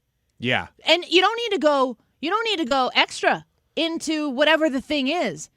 But I do not want to open the news and see Sophie Cunningham's in the story and she's like couched her remarks and she's tried to kind of explain it away and maybe given like a blanket apology, like, I'm sorry that I hurt your feelings or whatever. Mm-hmm. Don't do that, because it won't stop. You can't manage other people's feelings. It also doesn't accomplish anything, because the reason that people do that is that they just want the heat to go away, but it doesn't. It doesn't stop. You're always going to have that attached to you, and people are going to come after you regardless. So you might as well own it, because obviously you think that way. Why not just accept the fact that that is the way you think? Don't go out and apologize. Yeah. And like, keep smiling. That's another thing that I love about Sophie Cunningham is that she's just being Sophie Cunningham and she's cool with it. And the best part, this is where for me I felt like I think I'm an adult now. Is when I realized that I get to manage a few things in my life for me, and it doesn't matter what other people think about it that don't matter to me. And it's okay if they don't like it. It's okay if they don't like me, because I can't live my life to make those people happy, because if I'm living my life to make those people happy, the people on the other side aren't going to be happy, and neither am I. So why would I give in to that? That's not a realistic way to go. And Americans used to kind of be boastfully like, this is who I am. And in America, First Amendment, freedom of speech, I get to think what I want to think. I get to say what I want to say. And if you don't like it, I don't care. There's a lot of people listening right now who understand what I'm about to say, which is the older you get, the less you care. Totally. And it's not even something you try to do. You just don't care as much. I think at some point, something kind of sort of breaks that in you. There's a particular issue that hits that makes you go, I have to choose my sanity, not even my happiness, but my sanity over what craziness is on the other side of this issue. And I'm choosing my sanity. And then you go, this is kind of nice. So much room for activities, right? All right, let's keep it right here. Let's get those texts, Ryan, when we come back. Whole bunch of them. Annie Frey Show text line. Do you regret personal medical decisions you've made for yourself or your family during COVID-19? Do you have regrets? Yes or no? Text us your thoughts. 314-241-9797. Throw your comments up and come say hi to Daniel on the YouTube live chat, because he's managing that for us today. We'll be right back with your reaction to the poll question. Don't go away.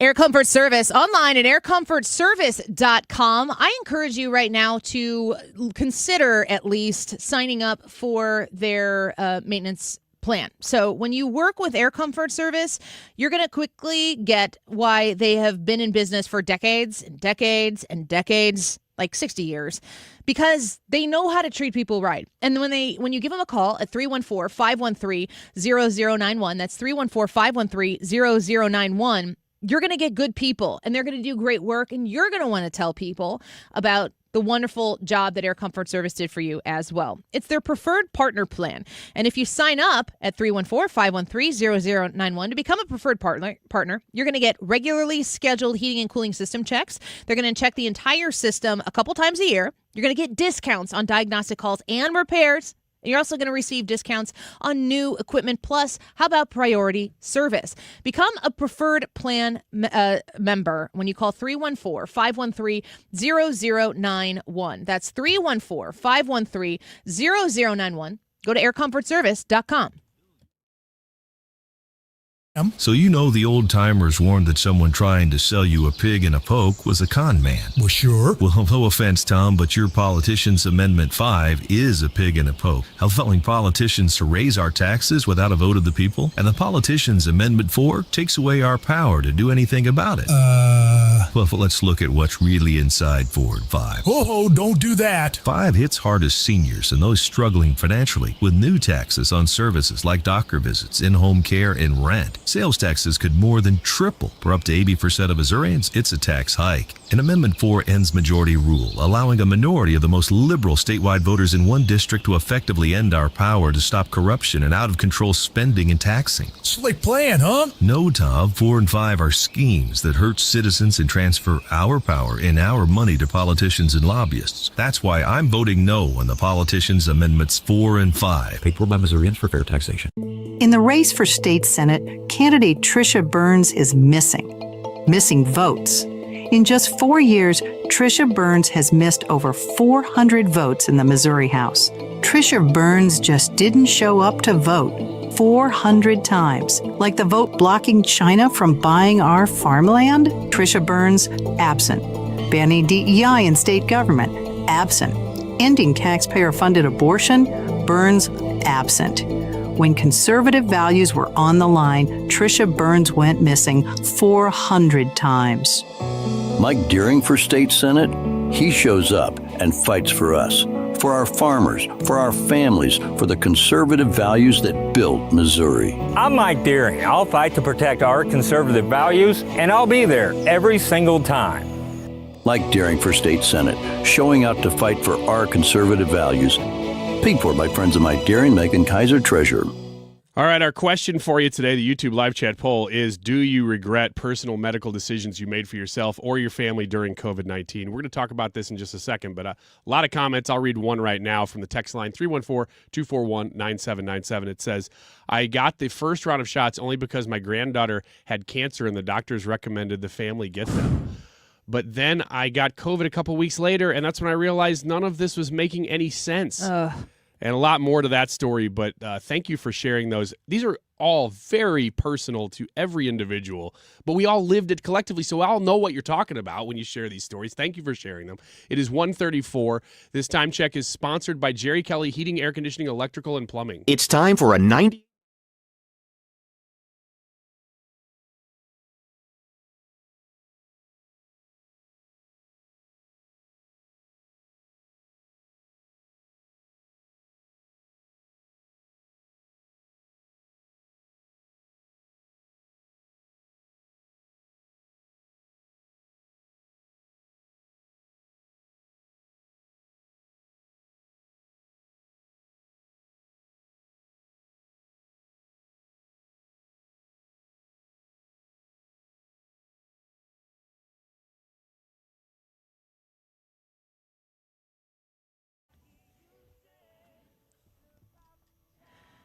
Welcome back to the Annie Frey Show. I think with a week where we've seen Anthony Fauci do what he did, it's just such a cowardly thing. I think legally I kind of understand it, right? You kind of look at what he did and you go, well, what would be worse? Sitting there like a coward and not adding to the situation that you've put yourself in? Because everything. It would, if you really think about, should he have participated in that hearing on Wednesday with transparency and answering, Dr. Fauci, on August 20th, you said this, but on August 18th, you wrote this. Which is it? He can't, there's no way. There's no out. There's no off-ramp exit. There really isn't. There's nothing. And that's the story. Is that the contradiction is so severe that he can't get out of it. So the story is, the truth that we know now is that Fauci was not truthful. And that story is not it's not dependent on what he said in that hearing. We know it. Right. We have all the video and we have all the documents. Guys, he wrote this on government servers. It was found and provided to RFK Jr. because he took all of these notes. Why? So he could write a book later. So he had all of these things, which is something that people do. You write notes. So to say that he had like a pink heart-covered diary with a little lock on it that you can true. pick is facts. We don't know that it's not. He pled the fifth. That's right. That's true. That we don't know. I don't know. What'd your diary look like? Like I commented this, I think, on X while it was going on, and I just wrote permission to treat the witness as hostile because, you can't badger the witness. But if the witness is being hostile, can you be hostile back? Sometimes if given permission in a court of law or something like that, that's based on the TV that I've watched. I don't know that for a fact. I've never been in court, thank God. But if you wanted to have the answers to what actually was going on right now, the one thing that we do know is that Anthony Fauci, the way he wrote to himself, is the direct opposite of how he was directing your life in the middle of the country. You were affected because of his narcissism to apparently blow this thing so out of proportion. I mean, it absolutely cost lives because of how he treated the situation. So we're asking you today, do you regret personal medical decisions that you made for yourself or your family during COVID-19? I think that there are a lot of people who have guilt and shame for how they reacted or decisions that they made, that they feel probably privately ashamed that they did X, Y, and Z. And I want to alleviate you of that because you were lied to. You were deceived intentionally so that the likes of Anthony Fauci could enrich himself. So if you're hearing me say this and you're somebody who has felt ashamed of or guilty because you did one thing or encouraged another person to get the shot or whatever, don't feel that way. What are people saying on the Annie Frey Show text line? The first one says, I urged my kids to take the vaccine because I was misled. I thought I was saving them. I'm so pissed and regretful now. Another text right after that says, hello, yes, I was unemployed during COVID, and every job application asked if you were jabbed. I wasn't in a position to have my job applications automatically rejected because I was unvaccinated, so I reluctantly took the experimental COVID vaccine, and I'm still upset that I was forced to do it to secure employment. There's a lot of people who did that because your job required it. How are you supposed to provide for your family if you don't participate? So you reluctantly participate in it, and now you're mad because you never wanted it. It's not like you trusted it, but you did what you had to do at the time to provide for your family. And let us also not forget that there were a lot of people who would cut you out of their life. Like, it was the first thing that you go on dates and they'd be like, are you vaccinated or whatever? I guess you didn't go on dates. Zoom dates? Are you vaccinated? I can't talk to you. Put your mask on. Psycho people. Did you have another one? Yeah, and it proves that exact point. Actually, two back-to-back. They didn't know each other, but they both said this.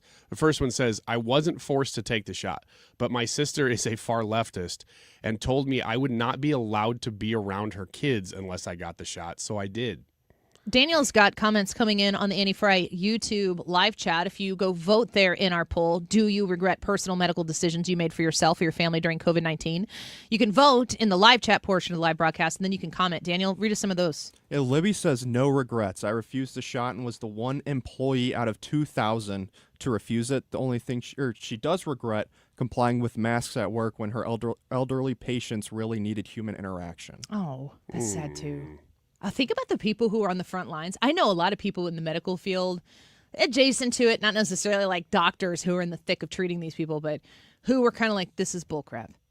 So right after that one that came in that said, I got the shot basically so I could see my nieces and nephews, another person says, got the jab, don't regret it, as it was 100% effective against whining and nagging by my liberal family members. Oh my gosh, is it good for one thing? Do they have another one of those?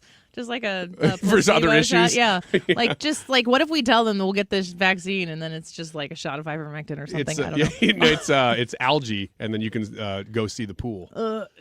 Daniel, more from the YouTube live chat? Yeah, Janelle said, I got the first two and regret it. At 57 years old, Oh, I just lost my spot. Yeah. At 57 years old, she had to have major open heart surgery, and it changed about a year. Her heart issues changed gravely after her shots. So, horrible. I think it's one of the things that frustrates the heck out of me.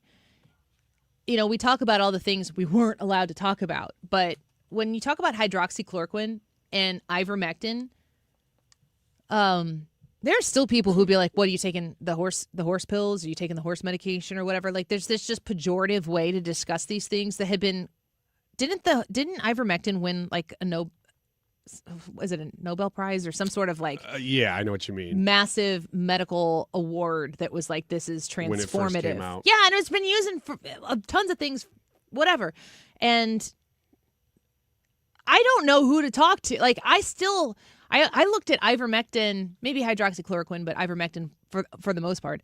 I look at it like I would when I was trying to think, like, should we legalize marijuana? I don't use it, never have, don't want to, don't have any reason personally to advocate for or against. But you couldn't find anybody who would talk to you about marijuana without being super passionate about the side that they're on. Something. Yes, like you've got an angle. Like, is there a way to just be like, this is why it would be good to pass it, this is why it wouldn't be? You can't, well, you probably can now, but ivermectin was just like that. You had people who would say, I use it, and then they were just, if you publicly attached any part of your person to ivermectin, you were one of those.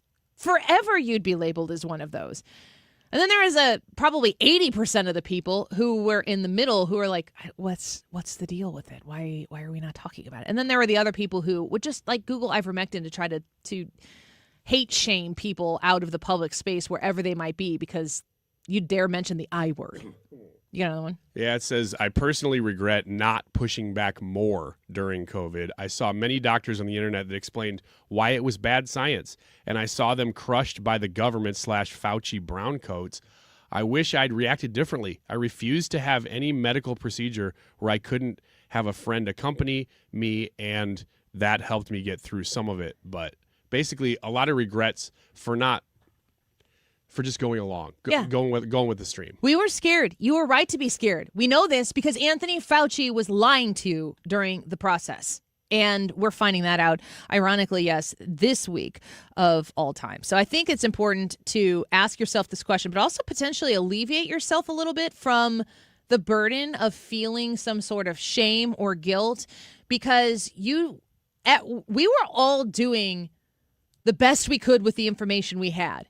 Which is why it's so important to understand the information we had. Yes, even 6 years later, it's so important to understand this person was being honest, trying to do their best, but this person was trying to deceive, maybe for political enrichment gains. And that's just absolutely, it's disgusting. I'm going to tell you right now, it's 56% to 44% on the YouTube live chat poll. So I got 143 votes in. If you come vote, you're going to impact the yes or no, whether it wins or not. What do you think is going to win at the end of the day, Ryan? You think people who do or don't have regrets? I think enough people will say yes that it'll barely win. Barely win. Well, it's close right now. You go to youtube.com/@AnnieFrey in our live broadcast. Vote in the live chat poll and text us your thoughts, as well as your Ask Us Anything questions. We'd love having those. We're going to do that in the 2 o'clock hour. 314-241-9797. Ask Us Anything. We'll be right back with Ethan. Don't go away.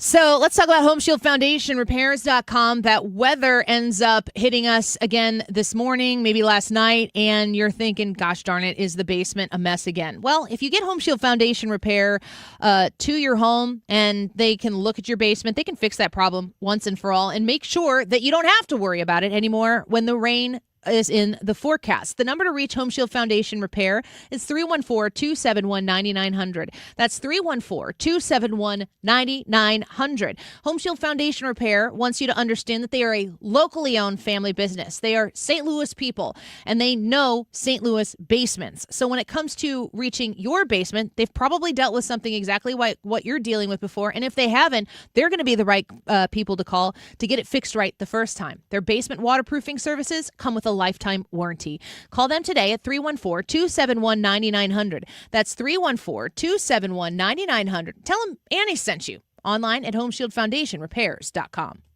Mark Cox here. Don't be fooled by those deceptive ads you're hearing on Missouri Amendments 4 and 5. Get the truth. I'll explain all of the amendments and key local races. Download my August voter guide at 971talk.com. According to MasterCard, nearly half of small businesses have been a victim of a cyber attack. As cybercrime escalates, ThrottleNet is calling on businesses to strengthen their security posture by taking a free online IT security audit right from your desk. This 3-minute online assessment provides an immediate score to see security gaps and vulnerabilities in your network. For 26 years, ThrottleNet has supported your business IT everything right here in St. Louis. In fact, no client of ThrottleNet has ever paid a ransom. So visit throttlenet.com/971 to take the free assessment today. Can you believe politicians nearly doubled state spending since 2019? Yeah, that's twice the rate of inflation. What do we get for all that extra spending? Nothing. Yeah, and get this, over 200 loopholes are buried in our tax code, written by lobbyists for wealthy corporations. Our tax code is rigged against us. We get taxed on our paycheck, our home, everything we buy. I guess somebody's got to pay for all that spending. That's why we need Amendment 5. It puts politicians on a leash. Forces them to cut taxes and control spending, whether they like it or not. Amendment 5 closes the loopholes, eliminates income taxes, cuts property taxes, and gives $3,000 a year to average working families. We decide, not the politicians. Amendment 5 is the biggest tax cut in Missouri history. I'm voting yes on Amendment 5. Paid for by Missouri Promise PAC. Mark Ellinger, Treasurer. Steve Ellman leads. Ellman enacted a data center moratorium. He doubled our parkland, built new roads, prioritized safe schools and streets, eliminated the county's real property tax. Ellman for St. Charles County. Bill Eigel misleads. Eigel talks but didn't pay his property taxes, but voted to give tax credits to the company behind the St. Charles Data Center, and was rebuked by Trump's lawyer for scamming donors. Paid for by the committee to elect Steve Ellman, Michael Summer Jr., Treasurer. This is the Annie Frey Show on 97.1 FM Talk, St. Louis Conservative. Hold up. Check it out. Sports and local. And now, the moment we've all been waiting for. Seeing what the segment is called today. All right, seeing what the segment is called today. It's Ethan. Do we just wait now, Ryan? How does this work? I think we kind of just see what he wants to do. He's like an animal behind a cage, and we sort of have to approach carefully. What kind of animal would you say that he really is? A badger. Oh, honey badger. Why a badger? Because you are annoying. Oh. I think you're a skunk because you kind of smell bad today. Oh, dang. That's a good one, too. Thanks. You're a skunk because you smell bad. Sports today. and local. I thought that was a pretty good comeback. Yeah, if I say so myself. The St. Louis Cardinals lost again. Oh. That's sports and local today. Thanks, guys. Appreciate it. Thank you. Let's just wait. Maybe somebody will name the segment in the next 5 minutes. They lost. Sit around and wait. Daniel? 3 out of 4 against the Cubs. You know, I had a lot of Cubs fans coming at me yesterday on Twitter. Do you start these fights? I don't think so. Not really. Yeah, he does. He's a badger. He just fights with you, Ryan. But my response pretty consistently was like, okay, congrats. You just evened up the season series against the rebuilding team. Well done. Because the Cardinals, after losing 3 out of 4, are still 5-5 against the Cubs this year. So do what you want with that information. The two teams will meet one more time this season on the road in Wrigley. If you want to see them play at Busch against one another again, you'll have to wait until the 2027 Yeah, isn't season. it in February or something stupid? February? Don't we play the Cubs at home like super early in the season? And isn't it start super early in the season? Not quite that early, not February, but it is going to be the earliest start to a Major League Baseball season. 2027 will kick off. It just keeps creeping up a few days at a time. You know, do you like it? I mean, I don't know. I don't have a super strong opinion. Are there more off days? That's got to be what it is. They're adding off days in the middle of the year, right? I'm not entirely games. sure.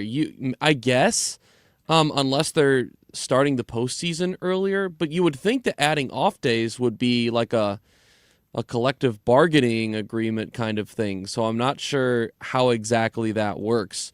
I'm not really sure. I'll have to look into and see if they are adding off days or not. But either way, the Cardinals back to a game under 500. They will be facing off against the Toronto Blue Jays north of the border this weekend. Are they still good? The Blue Jays? Yeah. Went to the World Series last year. That's why I said still, son. They're in the mix. What'd you call me? No, they're not good. They're having a bad year. Are they? They're 9 games under 500. So it was a good question. There's a little bit of irony that they went to the World Series and then they did not repeat. Nope, but they could. We'll see. We'll see what happens. No, they will not. You don't know that. There's still a lot of time left. There's 9 games under 500. And then Quinn Matthews, one of the Cardinals' top prospects, is going to be making his debut on Saturday. He will be starting, the starting pitcher for the Cardinals. And, so that's going to be really exciting. Looking forward to that as this new wave of prospects slowly continues to make their way up to the major league level.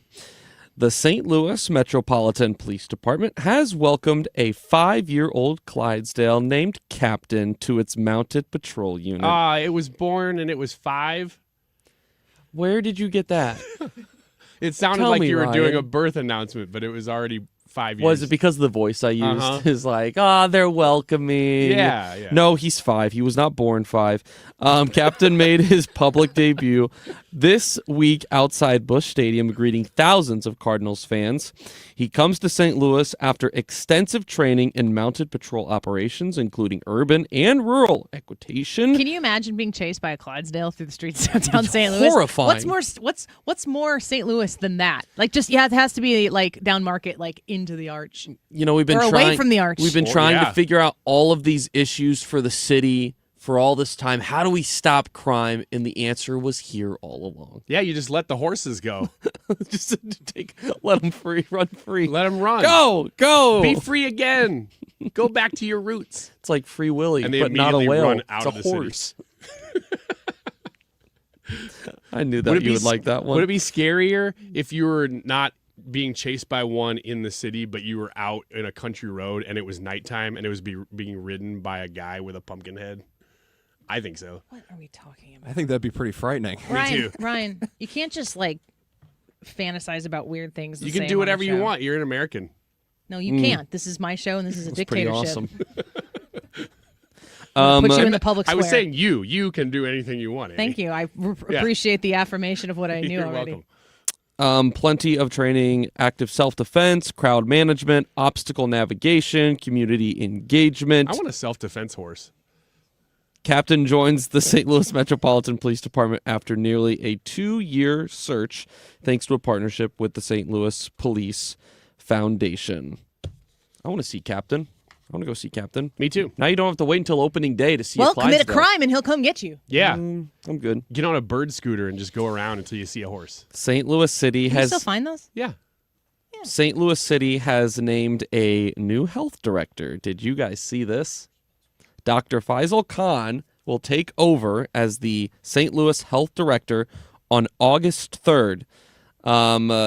If you guys recall, Dr. Khan stepped down as the director of the Department of Public Health in St. Louis County in 2022 following making an obscene gesture in public. Do you guys remember this? He no, this was not that long ago. Flipped off officials like somewhere, and what did it the became officials do? Did they just kidding? They went, Guffaw. Well, I don't know too much about this guy, but what I have heard are not very good things. This was Mayor Kara Spencer's decision, as far as I know. Ew, so, okay, all right. Which she's rolling right now, so that's great. She's rolling right now? Oh, yeah. Things are just going great here in St. Louis. She going to get us an NBA team? We shall see. That's a little farther down the road. We shall see.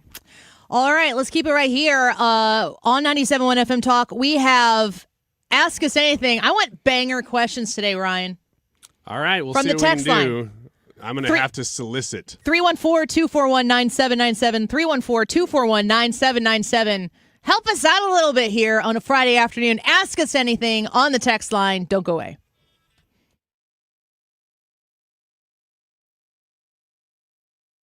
Politician? Yup, sure am. So you know the old timers warned that someone trying to sell you a pig in a poke was a con man. Well, sure. Well, no offense, Tom, but your politician's Amendment 5 is a pig in a poke, allowing politicians to raise our taxes without a vote of the people, and the politician's Amendment 4 takes away our power to do anything about it.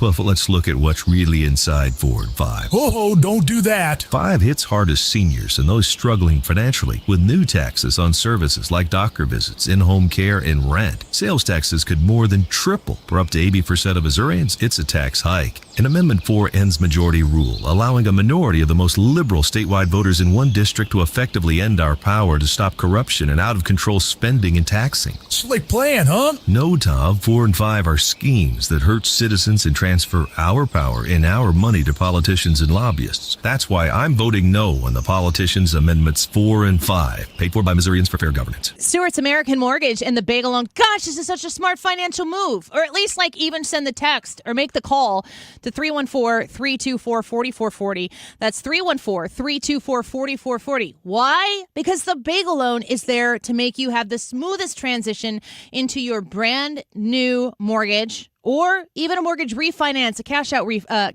out refinance. Let me tell you about the special opportunity right now that exists for you at Stewie's if you're one of those people looking for a new mortgage. If you're going to get a 30-year loan on a new home purchase, Stewie has a great opportunity for you. With the Bagel Loan, which, a reminder, comes with no dollars in closing costs. Thousands of dollars stay in your pocket. He is going to add, for the first year of that 30-year loan, a reduction of 1% of your interest rate for those first 12 months. But you got to call Stewie today, 314-324-4440, or text him, 314-324-4440, and tell him Annie sent you. Google the Bagel Loan, NMLS number 226715.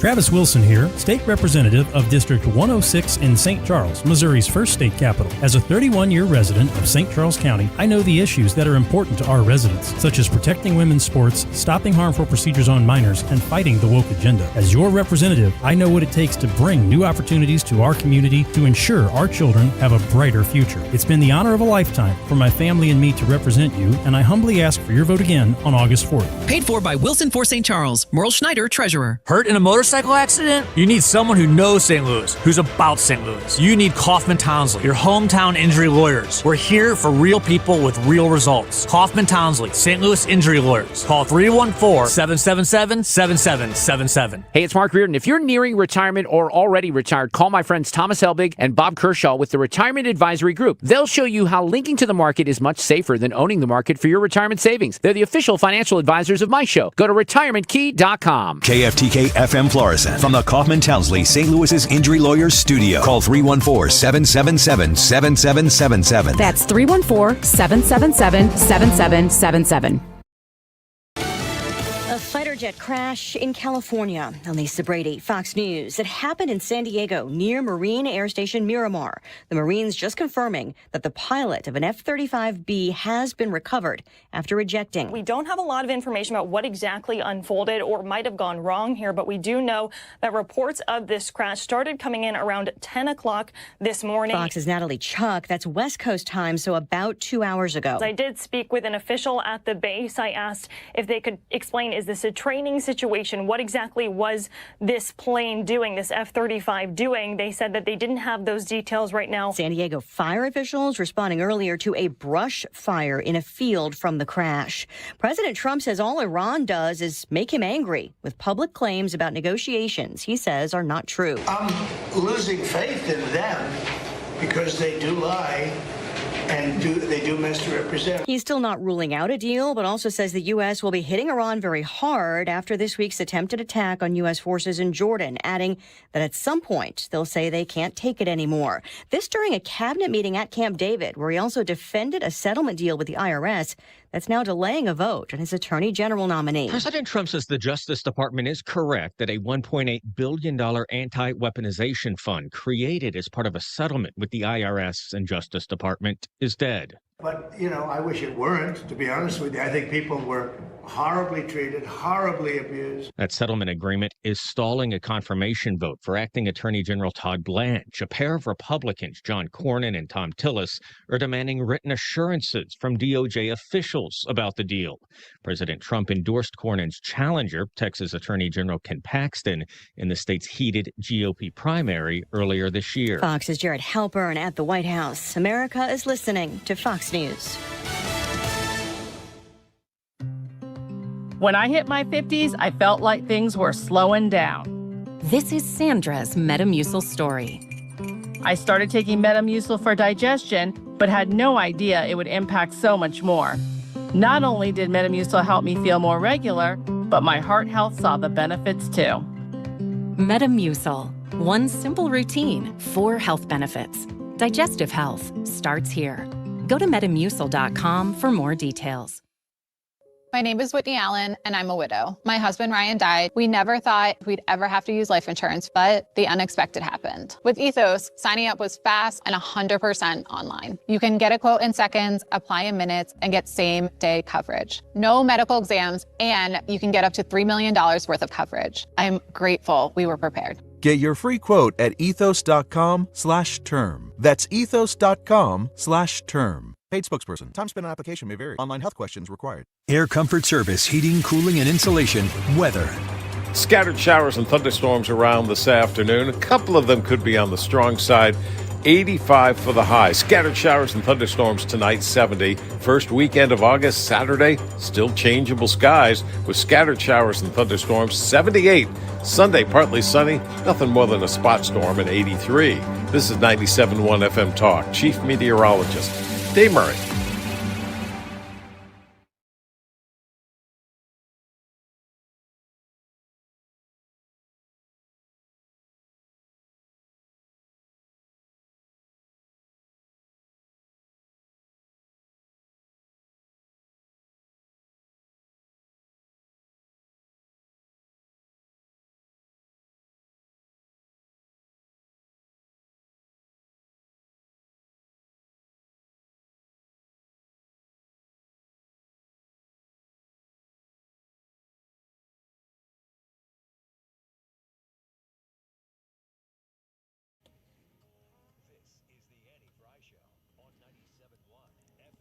Oh, I love 2 o'clock on a Friday afternoon here on our show. Thank you for being with us.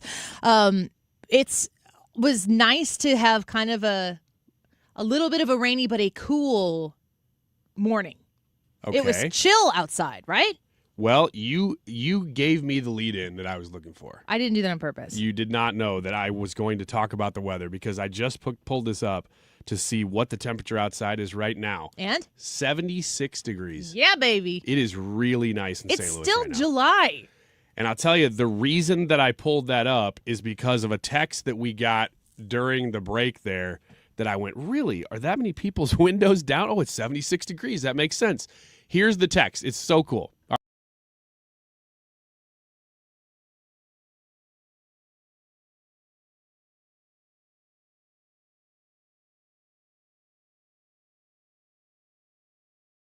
Still hear the show because there were other people listening to the show on radios in their cars. Radios? Radios in their cars. And my assumption is that he's saying it's because people's windows are down. Yeah. You're able to hear everybody's car radio. So thank you. That's from DM, their initials in Maryland Heights. Well, that's so cool. That's nice. Thanks. Very exciting. Thank you for listening. You know how like in the 90s you'd like crank up the Spice Girls when they came on the radio. You are now at your life point where it's like, oh, it's the Annie Frey Show on the radio. Yeah. Fauci makes me so mad. I heard them say Ella Fella in the 1 o'clock hour. These kids are hip. That is actually beyond me. That's hip. I do not know what that even is. Hip? Or No, Ella? I don't know Ella Fella. Isn't hip? What if you're a fan of Ella? What's her last name? Langley? Langley. Ella, you're a fan of Ella Langley, but you're not a guy. What are you called? A fan of Ella Langley? You're just a fan? I think you're just a fan of Ella Langley at That's that point. boring.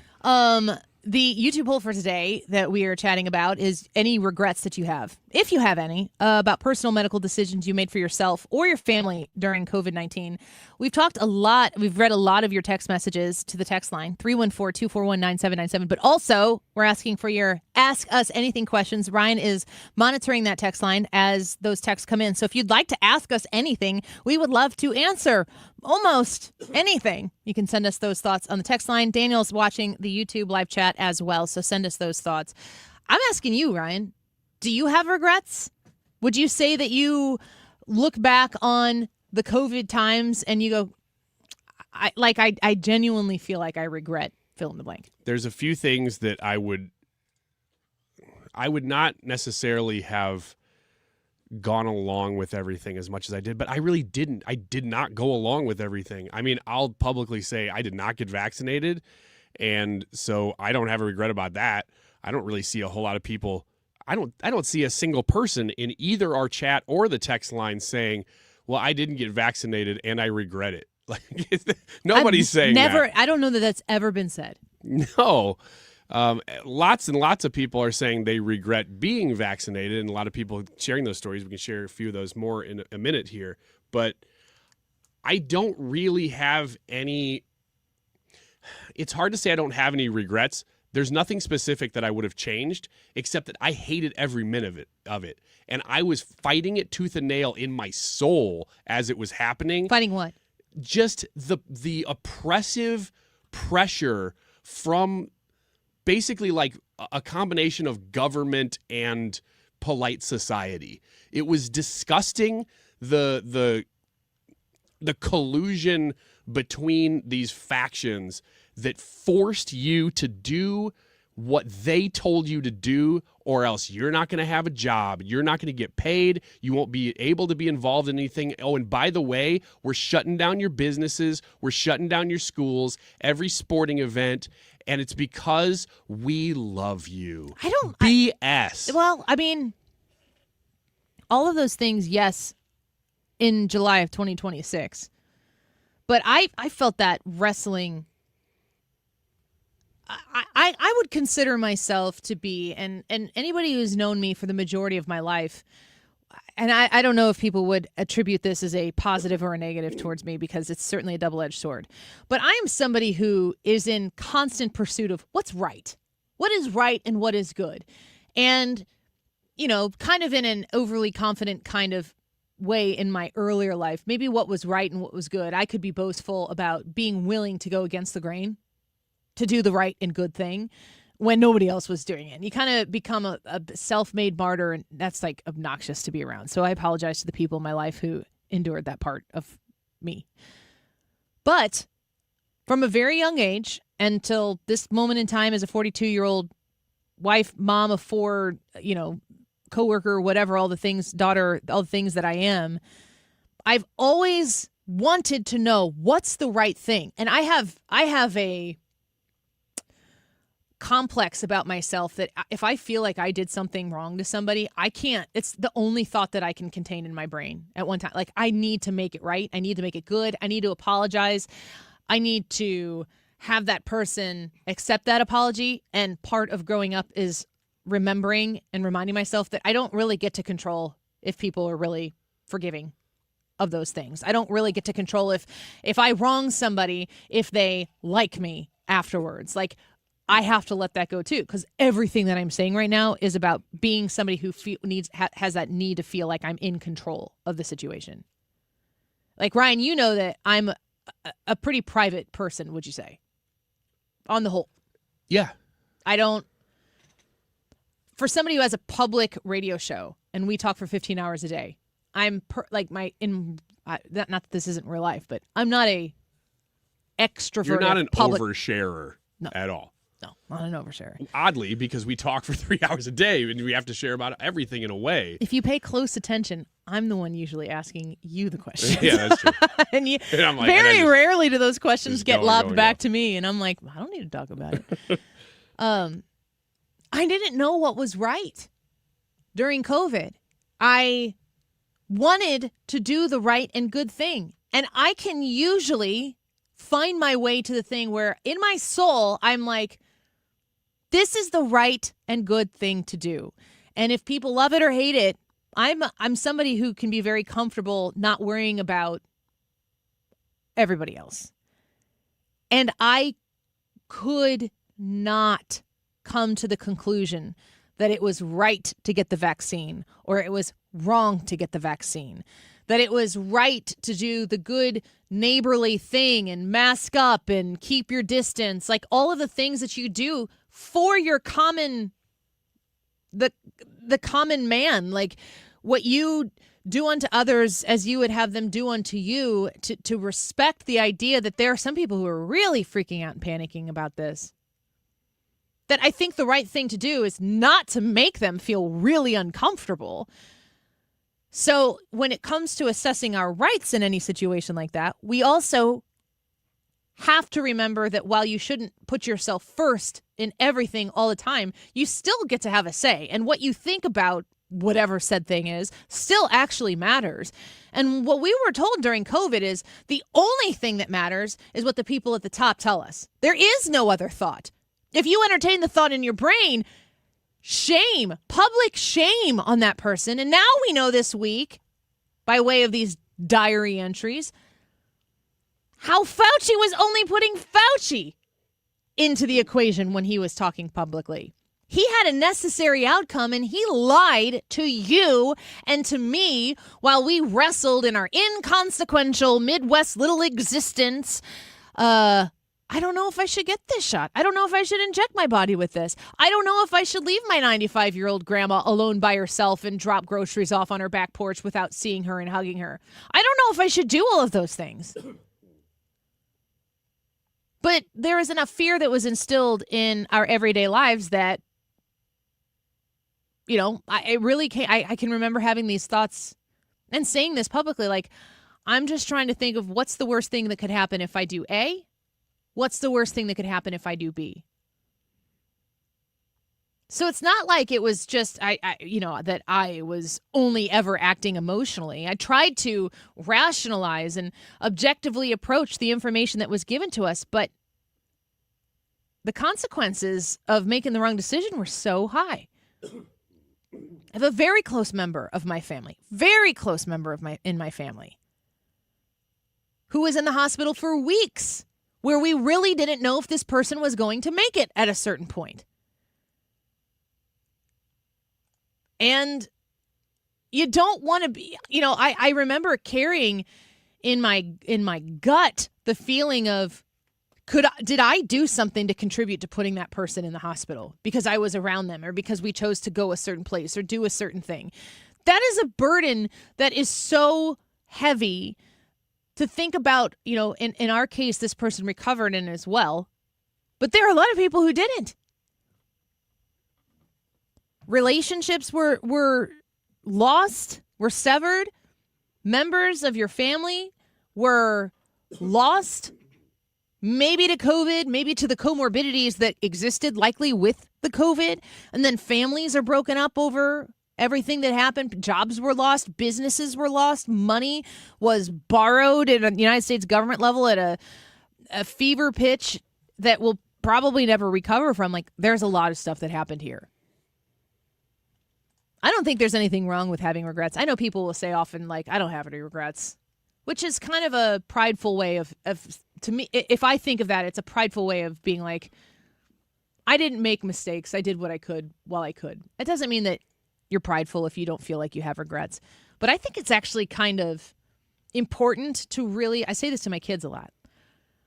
They're dealing with something, a social situation, maybe just a life situation, a school situation, a sports situation. If they're dealing with it, I'm like, you need to understand what emotion you're feeling right now. Are you angry? Are you sad? Are you disappointed in somebody else? Are you disappointed in yourself? I've had to do that very much because I am an emotional person, but I try to contain that as much as I can just to understand it, to be self-reflective, because I feel like that's how you get through and past whatever it is that you're experiencing. If you really look inward at what you experienced during COVID and you regret it and you feel some sort of type of way because you did something that you do regret doing now, I think it's appropriate to identify that, because that will help lay the foundation of what you need to have happen next, what kind of accountability that you want to see happen next. If it just lumps into like, COVID, what did we know and when did we know it, and that pisses me off and I don't want to talk about it, you're never really going to get satisfaction for it, and that agitation is always going to be there. The number one thing for me, Ryan, maybe for you, is how do we never go through this again? How do we never allow this to happen again? And what kind of fail-safes can we employ right now at this point to ensure that that doesn't happen? Well, It's so recent in our memory that I just don't think you're going to have a generation that goes by that will allow that very thing to happen again. But the troubling part when you look back at it now is that you can see very clearly people who were willing to take your constitutional rights away quickly did. They had the opportunity and they pounced on it.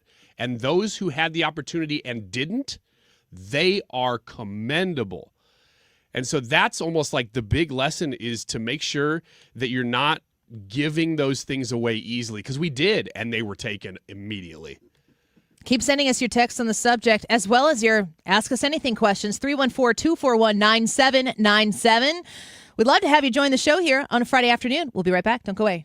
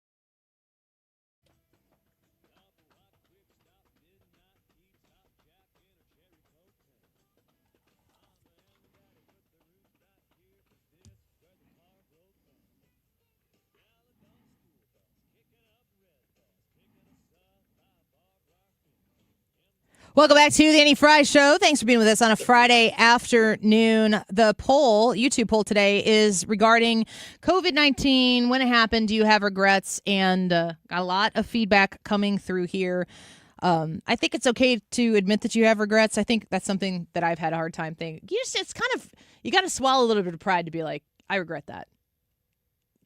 Nodding your head in affirmation. Well, it's just I think so. If you define the COVID era as March of 2020 through April of 2022, as I kind of suggested earlier, there are just so many things in that era that I look back on now, and I look back on pictures of my family, and at the beginning, like we've said before, it was sort of fun for 2 weeks. If you weren't worried about the disease, you were just like, oh, hey, I'm off work. It's like a weird couple of weeks. And then you go, this is becoming too much. 15 days to slow the spread. Okay, well, we're past that.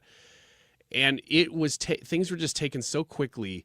And so I have regrets, almost like socio regrets more than I do personal, that I just look back on that. And I'm so bothered by how fast things changed, how quickly some leaders, like I said last segment, some leaders saw that opportunity and just said, all mine. I'm a king now. I'm going to declare emergency for 2 years straight so that I can do anything I want against the Constitution. And it was just like that. It was all gone. It was taken. The constitutional protections that we have that are written down were just exempted. Oh, you think that's a protection? No, it's not. It's gone. Like, that stuff really bothers me looking back on it. And so it's not like a personal regret that I have that I wish I would have not stood in line further from people or whatever, 6 feet apart or whatever it was, or complied with masks or whatever. I felt like I fought my battle. And I'm okay with that. But I still look back and I almost wish that we collectively will still learn those lessons in a greater way from that. Not that we have to do it to something again, but just we learn from that. One of the other big issues facing a lot of people right now, obviously this week has been a big week for COVID and Fauci in maybe not the best possible way. That Missouri primary is coming up. Yesterday we did a poll on how people were going to vote on Amendment 5, which is the no Missouri income tax. If you want to eliminate the Missouri income tax when it gets implemented, my understanding is it's going to be a graduated implementation. Both Mark Cox and Mark Reardon were on with us on Wednesday in studio. If you want to see that conversation, you can go to the Annie Frey Show podcast and listen to that discussion. I thought it was a really good, healthy discussion. Reardon said that it's a yes vote for him for sure on 4 and 5. So did Mark Cox, but Reardon said he doesn't think it's going to pass.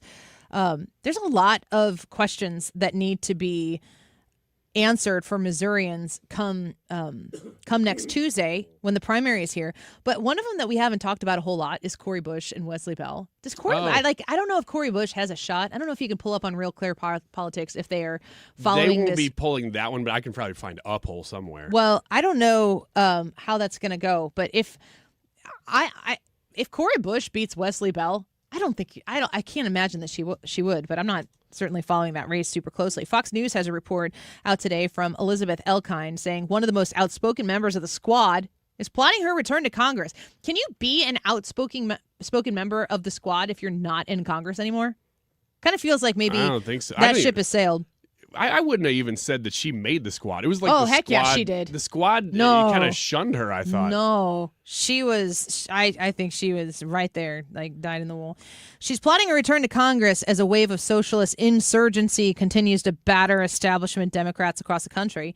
Former Representative Cori Bush of Missouri, that's this district right here, we're standing in it, currently entrusted to Wesley Bell, of course, who's a Democrat. Cori Bush is running to get her seat back, challenging Wesley Bell in another battle in the wider civil war that's taking place within the Democratic Party. That's a good question. Is there a civil war within the Democratic Party? You better believe that there is right now. Missouri's primary elections are this Tuesday, and Bush has spent weeks blasting Bell for his pro-Israel stance and accusing him of being tied too closely to Republicans. This is what's funny to me, because if you've got Cori Bush challenging Wesley Bell and saying he's tied too closely to Republicans, the Wesley Bell ads that I see. Now, I would like for St. Louis to retain Wesley Bell over Cori Bush. I would like District 1 to elect a Republican. I don't think that's going to happen in any sort of frozen over hell. So Wesley Bell it is, I guess. He has the Annie Frey Show endorsement over Cori Bush. Yeah, if it's those two that we're choosing from. Is there a civil war? And is Wesley Bell the buddied up with Republicans choice? Have you seen any of the Wesley Bell campaign ads? Mm-hmm. Yeah, they just try to. They're both just. They attack Trump. Trump. Like, it's all about Trump. Why is Donald Trump involved in this? Yeah, it's weird to me that there's nothing. I mean, it's hard. I guess if you're a Democrat that's in Congress right now, you can't really say that you've advocated. I mean, your policies are anti-ICE, which I think his commercials say he is. And, like you're for immigration. Well, so are Republicans. We're also for law and order, so we put those hand in hands. But the Wesley Bell spots that I've seen are 99% about standing up to Trump. Mm-hmm. But that's not unique to Wesley Bell. That is all Democrats are running on anywhere. Well, but that's my point. That the criticism that Cori Bush, she's saying, you need to elect me to be the Democrat nominee for Missouri District 1 over Wesley Bell. And she's saying that Wesley Bell is buddying up to Donald Trump. I mean, the only thing that I can think of in my coverage of this area in this state of Missouri politics where Wesley Bell has been in conjunction in any way, shape, or form with Donald Trump is to say there was some cooperation when the tornadoes hit. And President Trump was like, whatever you need. What was he supposed to do there? We don't want it. Nah, that's not going to be it. Fox News reports that Cori Bush posted on X alongside the ad, when the disaster caused $1.6 billion in damage and took several lives, Wesley responded by hopping on a flight to Israel funded by Trump's donors less than 90 days later. What a journey that is. Think about that. Yes. That's crazy. In her latest ad released on Thursday, Bush accused Bell of not doing enough to help St. Louis recover from a May 2025 tornado and instead jetting off to Israel with AIPAC. Like 3 months later. That's what this is about. It's not right anymore to say that the Democratic Civil War is just socialism. It's Israel loving it or hating it. Or actually, it's not even like you got to prove how much you love it to be on one side. You have to be publicly, like 15 pieces of flair, public about how much you hate Israel. That is a huge portion of the Great Divide right here. How can you be Jewish and support these people? Gosh. I mean, just taking a step back for a second, what a spiritual war. Of all nations in the world, how many countries are there? Of all nations in the world, for that to be an issue to say, yeah, but you have to hate specifically Israel to be with us. That's weird. There's no discussion on it either. I mean, it is a litmus test right now to be in one side of the Democrat Party, which is taking it's gaining steam as we go through this primary. And if those people in those often very blue districts end up getting into Congress or winning those elections, the Democrats are going to have to come face to face with what's the future of the Democrat Party, but so are Republicans. Because if you've got these type of people reaching Capitol Hill, that affects everybody, not just the constituencies that sent them there to represent them.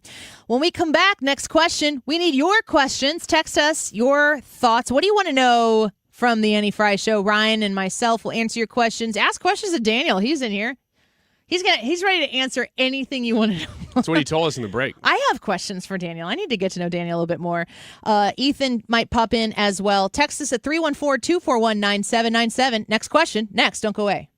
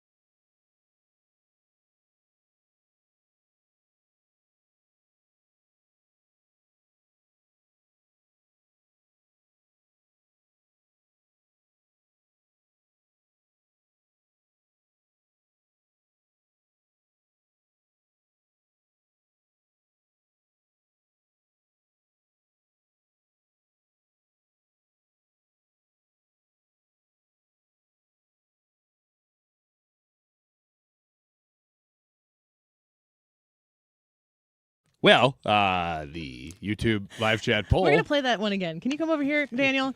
Today I am running the board, and that's the first oopsie.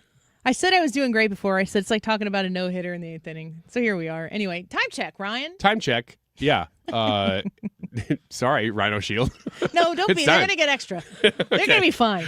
So do you regret personal medical decisions I have regrets. you made for yourself or your family during COVID-19? We are monitoring the text line and seeing all the comments. Thank you so much for sharing your story.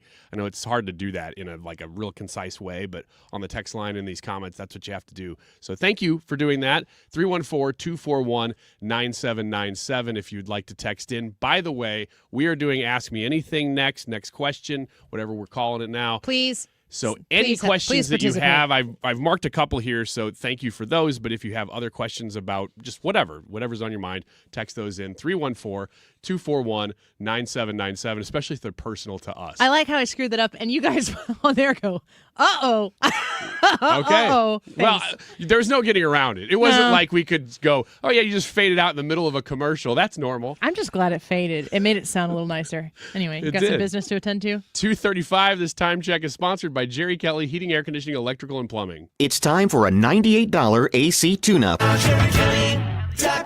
Ready for instant curb appeal that comes with a 25-year transferable warranty? Call Rhino Shield today. We do brick, block, stucco, asbestos, aluminum, steel, cedar, and more. Over the past 20 years, we've done thousands of homes, businesses, churches, schools, condos, parking garages, large metal buildings, and strip malls, from Champaign to the Lake of the Ozarks. We do flat and sloped metal roofs to extend their lives too. Proud to be veteran-owned and manufactured in the good old USA. So we're tariff-free. We're exceeding expectations every day. Evaluations are free. A+ rated with the BBB and a lot of 5-star Google reviews. Call 877-25-RHINO, 877-25-RHINO, or 877-25rhino.com. See what we did there? Genius. Tell them, ladies. Don't paint, don't Rhino, go Rhino Shield. Never paint your house again. Rhino Shield. 250 years of capitalism, private ownership, and rugged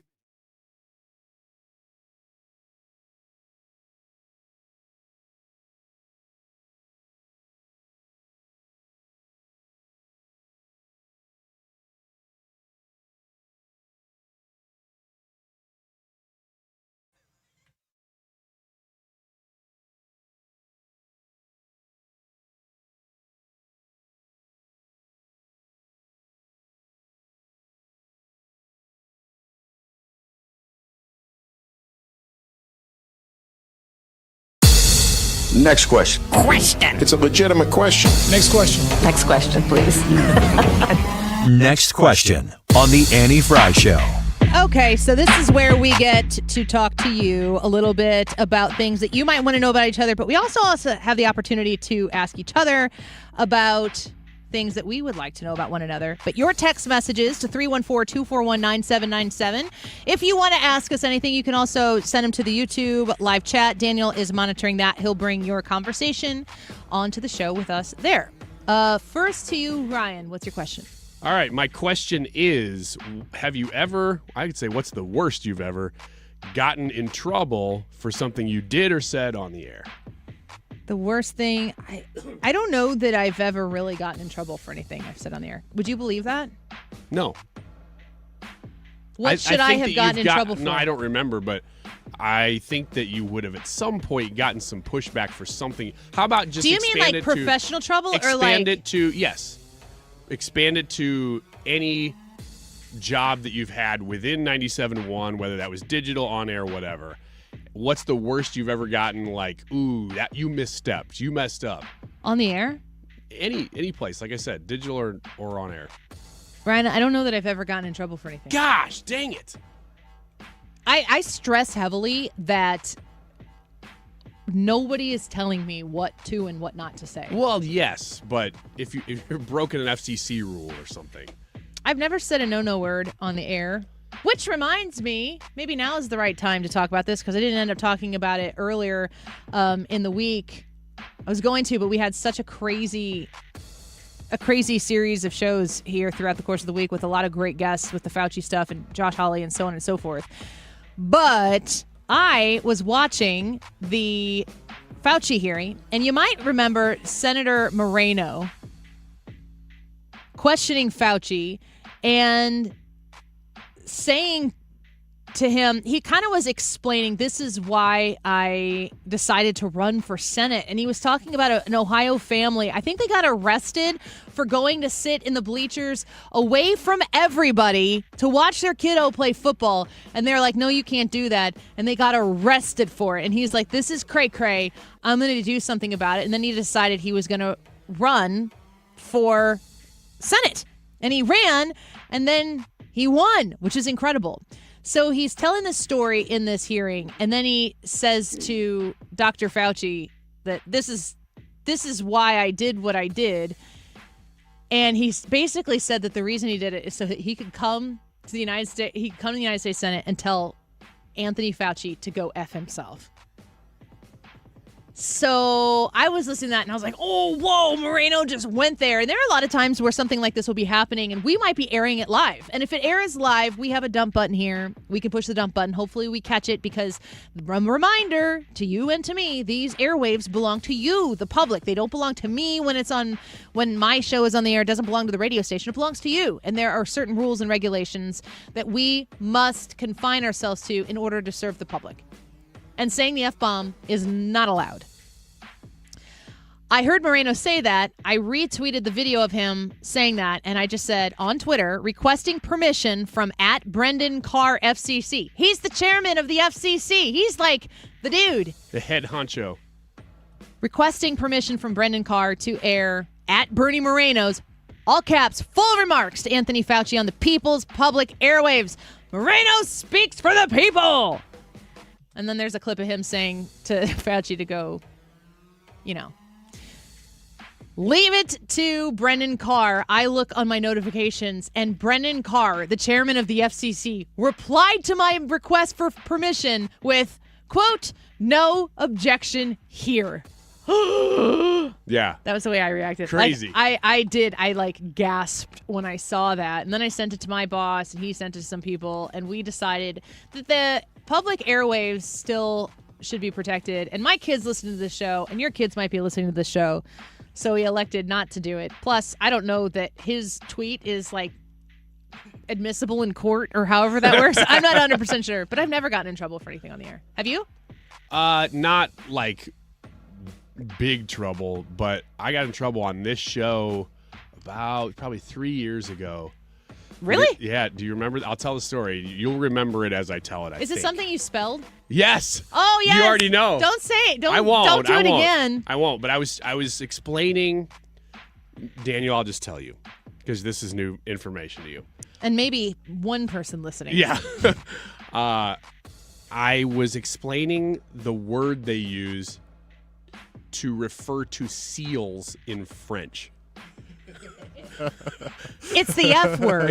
No, it's a PH. Well, how did you know that? Oh my gosh! Because he's smart. That's why he's here. A few years ago, I saw a video that was like, "How do you say seal in French?" And then they responded. This is such a dude thing. This is unbelievable. This is what happens with short content on the internet, and you give 15 seconds of a YouTube short or a reel or a TikTok or something, and it's that sucker's gonna blow up. Yeah, but I had it from real personal experience. We went on a whale watching tour in Quebec. Yeah. And the French-speaking people next to us were just yelling. Okay, I'm real nervous. They're pointing and yelling, and I'm like, what are they doing? With the French accent and everything. With everything. And they were asking me, well, what were they saying? And I was trying to explain, how do you explain that without getting there somehow? Yeah. Okay. And so I slowly spelled the word. Slowly. And they're like, you can't, even if you put a lot of space between the letters, you can't spell a cuss word. Yeah, I guess they read between the lines there. I guess so. Yeah, that's unfortunate. Daniel, you ever done anything, got in trouble for? You ready? I don't know if you're deep enough in your career to either admit to it or have done that. When I first started, I screwed up a Cardinals game a couple times. I will admit to that. Did you just in the way you operated it? Yeah, went to break too early, stuff like that. That happens. It does. That happens, and you have to be in a position where you can make those mistakes so you can learn from them. Usually, learn from the mistake you make That you like fully make more than you learn from being close to making the mistake. Yes. As I previously did. Sorry, Jerry Kelly. Was it like swinging a long one and you're like, break? No, not like that. It was just like the rounding up the inning. You know, there's what the score is, how many were left on base, and then before they said on the Cardinals radio network or the score to tag it out, I went, Yep. And voices were in their heads. Next after question that. from the text line. You got one there? Yeah, that you question from the text line. Pulling it back up here. It says, please explain the difference between a no and a yes vote on Propositions 4 and 5. Please, please, please, love you guys. I'll do Prop 5. A yes vote is to eliminate the Missouri state income tax. So if you want to eliminate the Missouri state income tax, which would be a phased implementation, it's not like you vote on it and it's gone, poof. But if you wanted it to be phased out and not pay taxes on the money that you earn, then you're a yes vote on Amendment 5. And I will tell you that Amendment 5, Mark Cox and Mark Reardon emphatically are yes on Amendment 5. Can you talk about 4? I can. So Amendment 4 would basically take the Missouri Constitution and make it more mirror the U.S. Constitution, in that it is really easy for outside money, whether that be outside of the state or wherever, to come in and change the Missouri Constitution based on any sort of pet issue. And then it's enshrined in the Constitution. So you can change laws and you can do, things just without changing the actual Constitution. So Prop 4 would make it a little bit harder and actually more like the U.S. Constitution to come in with outside issues and have votes based on kind of pet issues to change the Missouri Constitution. Mark Cox, Mark Reardon, yes on 4. Yes on 4. Yes on 5. Yeah. That's what you need to know. If you trust them, I do. They're yes on both of those. We're going to take a quick break right here, and when we come back, we're going to do more of your questions and give you the results to today's YouTube live chat poll. Do you regret personal medical decisions you made for yourself or your family during COVID-19? We've talked a lot about it. We've gotten a lot of your feedback. So give us your thoughts on that, but make sure you get your vote registered. We'll give you those results right before we hand the show over to the Mark Reardon Show. A little more Ask Us Anything when we come back. Text us 314-241-9797. We'll be right back.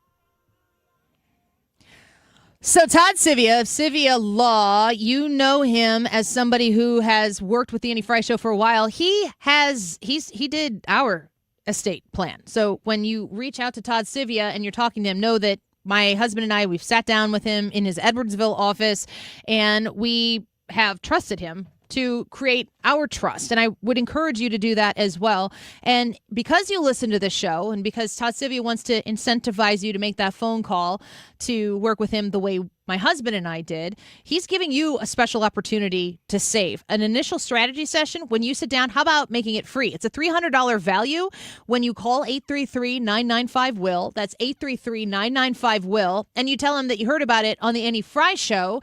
That first strategy session is free. So I don't really know what you have to lose here. If you have never put together an estate plan or a trust, or if you've had one put together, but it's been a minute since you've looked at it, you need to have that thing refreshed and consider the best expert in the business, Todd Sivia, to get you positioned so you can be really, really comfortable with the outcome. For your powers of attorney, your trust, your wills, all of it, trust Todd Sivia like my husband and I did. 833-995-WILL. That's 833-995-WILL. You reach out to Todd Sivia. He's going to take care of you right away. It's CiviaLaw.com. Missouri's primary election is Tuesday, August 4th. Join me, Mark Reardon, along with our expert panel as we break down the biggest races, critical amendments, and results in real time. Election coverage Tuesday, August 4th at 7 p.m. on 97.1 FM Talk.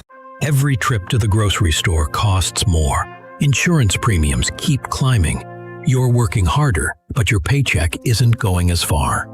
Missouri families deserve a state senator who's focused on making life more affordable. Mike Deering is fighting to lower costs for working families by cutting unnecessary regulations, reducing insurance costs through common sense legal reforms, supporting good-paying Missouri jobs, and standing up for Missouri's farmers and small businesses. Mike Deering's conservative approach has earned the endorsement of the Missouri Farm Bureau and the Missouri Chamber PAC.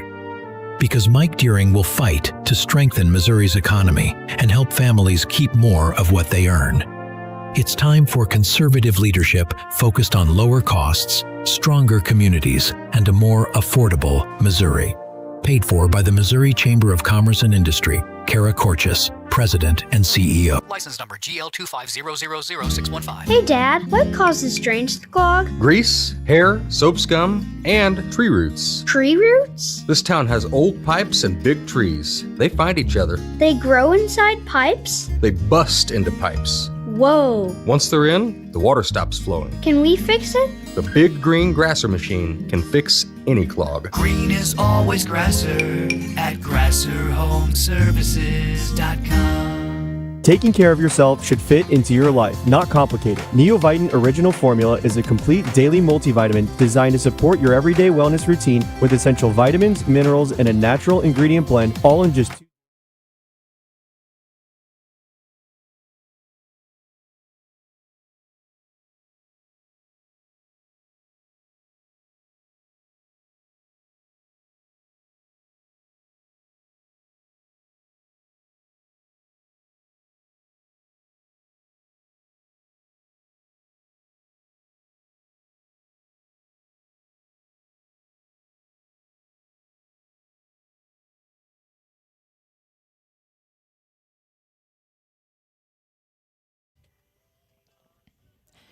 This is a great example of a song that when I hear, it takes me back to my youth. Like, the idea of being a kid is almost like a mood.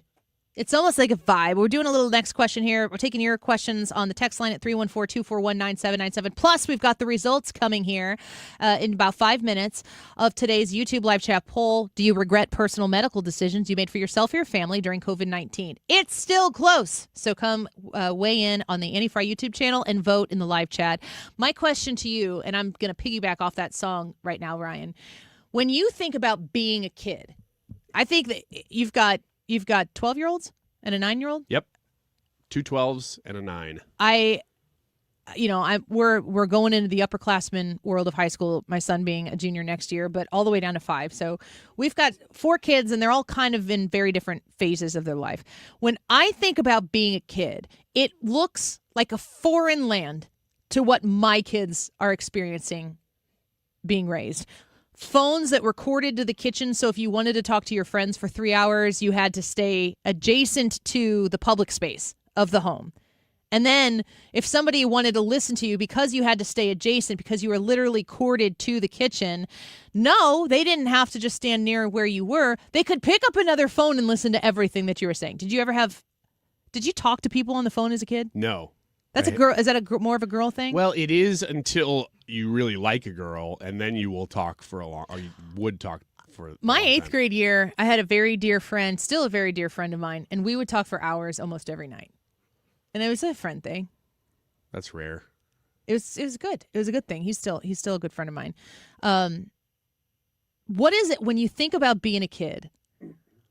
To me, I think about, it's weird because it's like this time of year. It's the late summer nights. It's like golden hour in the late summer nights. It's cicadas when the sun's going down, 7:45, 8 o'clock. It's almost like the nighttime air is hot, but it's getting drier than it has been humid all summer.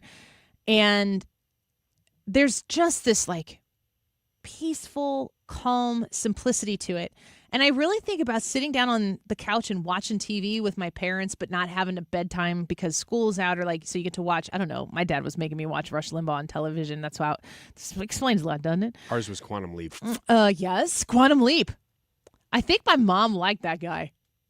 What was his name? Everybody's mom liked that guy, Scott Bakula. Yeah, Scott's what I was thinking. Sam Beckett. I was thinking Spatula, but I knew that wasn't right. Scott Spatula. Whatever.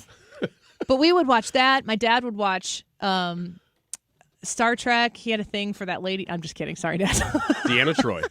You know who I'm talking about? I was talking about Whoopi. No, you were not. I guarantee you were not. My dad just took me out of the will. It happened right now. I got to call Todd Sivia. I need help. What is child like? If you think back to like the warm embrace of childhood for somebody who grew up pre-internet, what is that? How do you describe it? We had to. I genuinely like thinking about this because you'd have your friends around you, and then you had to just come up with something to do. Yeah, it didn't happen for you. And I mean, it's not like we didn't have video games and Nintendo and stuff, so we would do some of that too. But I mean, we had things like Pogs and stuff that you're like Pogs that smelled like bubblegum. That was my slammer. And even when you get younger, you know, we had Hot Wheels and He-Man toys and stuff, and you just decided we're just going to make up a game. And sometimes that game was we're going to play He-Man and they're going to talk to each other. And I have think fights. too that it's interesting that our childhood probably still reflected something more similar to our parents' childhood. Like, I think there's more of a connection to how the boomer generation and our old millennial generation, we were still, like, there's still a lot of similarities. I don't think that our kids, if our kids were placed into our childhood, I think they'd love it, but I think it would be like a detox. It would be like a rehab. For a while. For them to go for through sure. it. And to come out the other end and be like, okay. Now, we would have parties once in a while. I guess kids still do this to an extent, and I like that they'll have parties where the focus of the party is video games. And it's fun because it's still like a social activity around it, and that's very cool. And we would do that with GoldenEye. Oh, my gosh. Oh, my gosh, GoldenEye. The friend that I was talking to you about, talking hours phone, when the boys in that class would get together, he was a GoldenEye master, and he became a sniper in the Army. Oh, that's and he told me that it started with GoldenEye.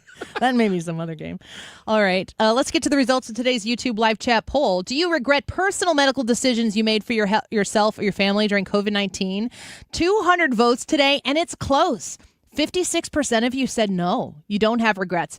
But 44% of the people who reflect back on that having regrets is a measurable amount of people. And I think I'm one of you. I think I'm a yes on this one. You? I think I'm a no. You think you're a no. We'll keep it right here. Mark Reardon, everything you need to know about the August primary next.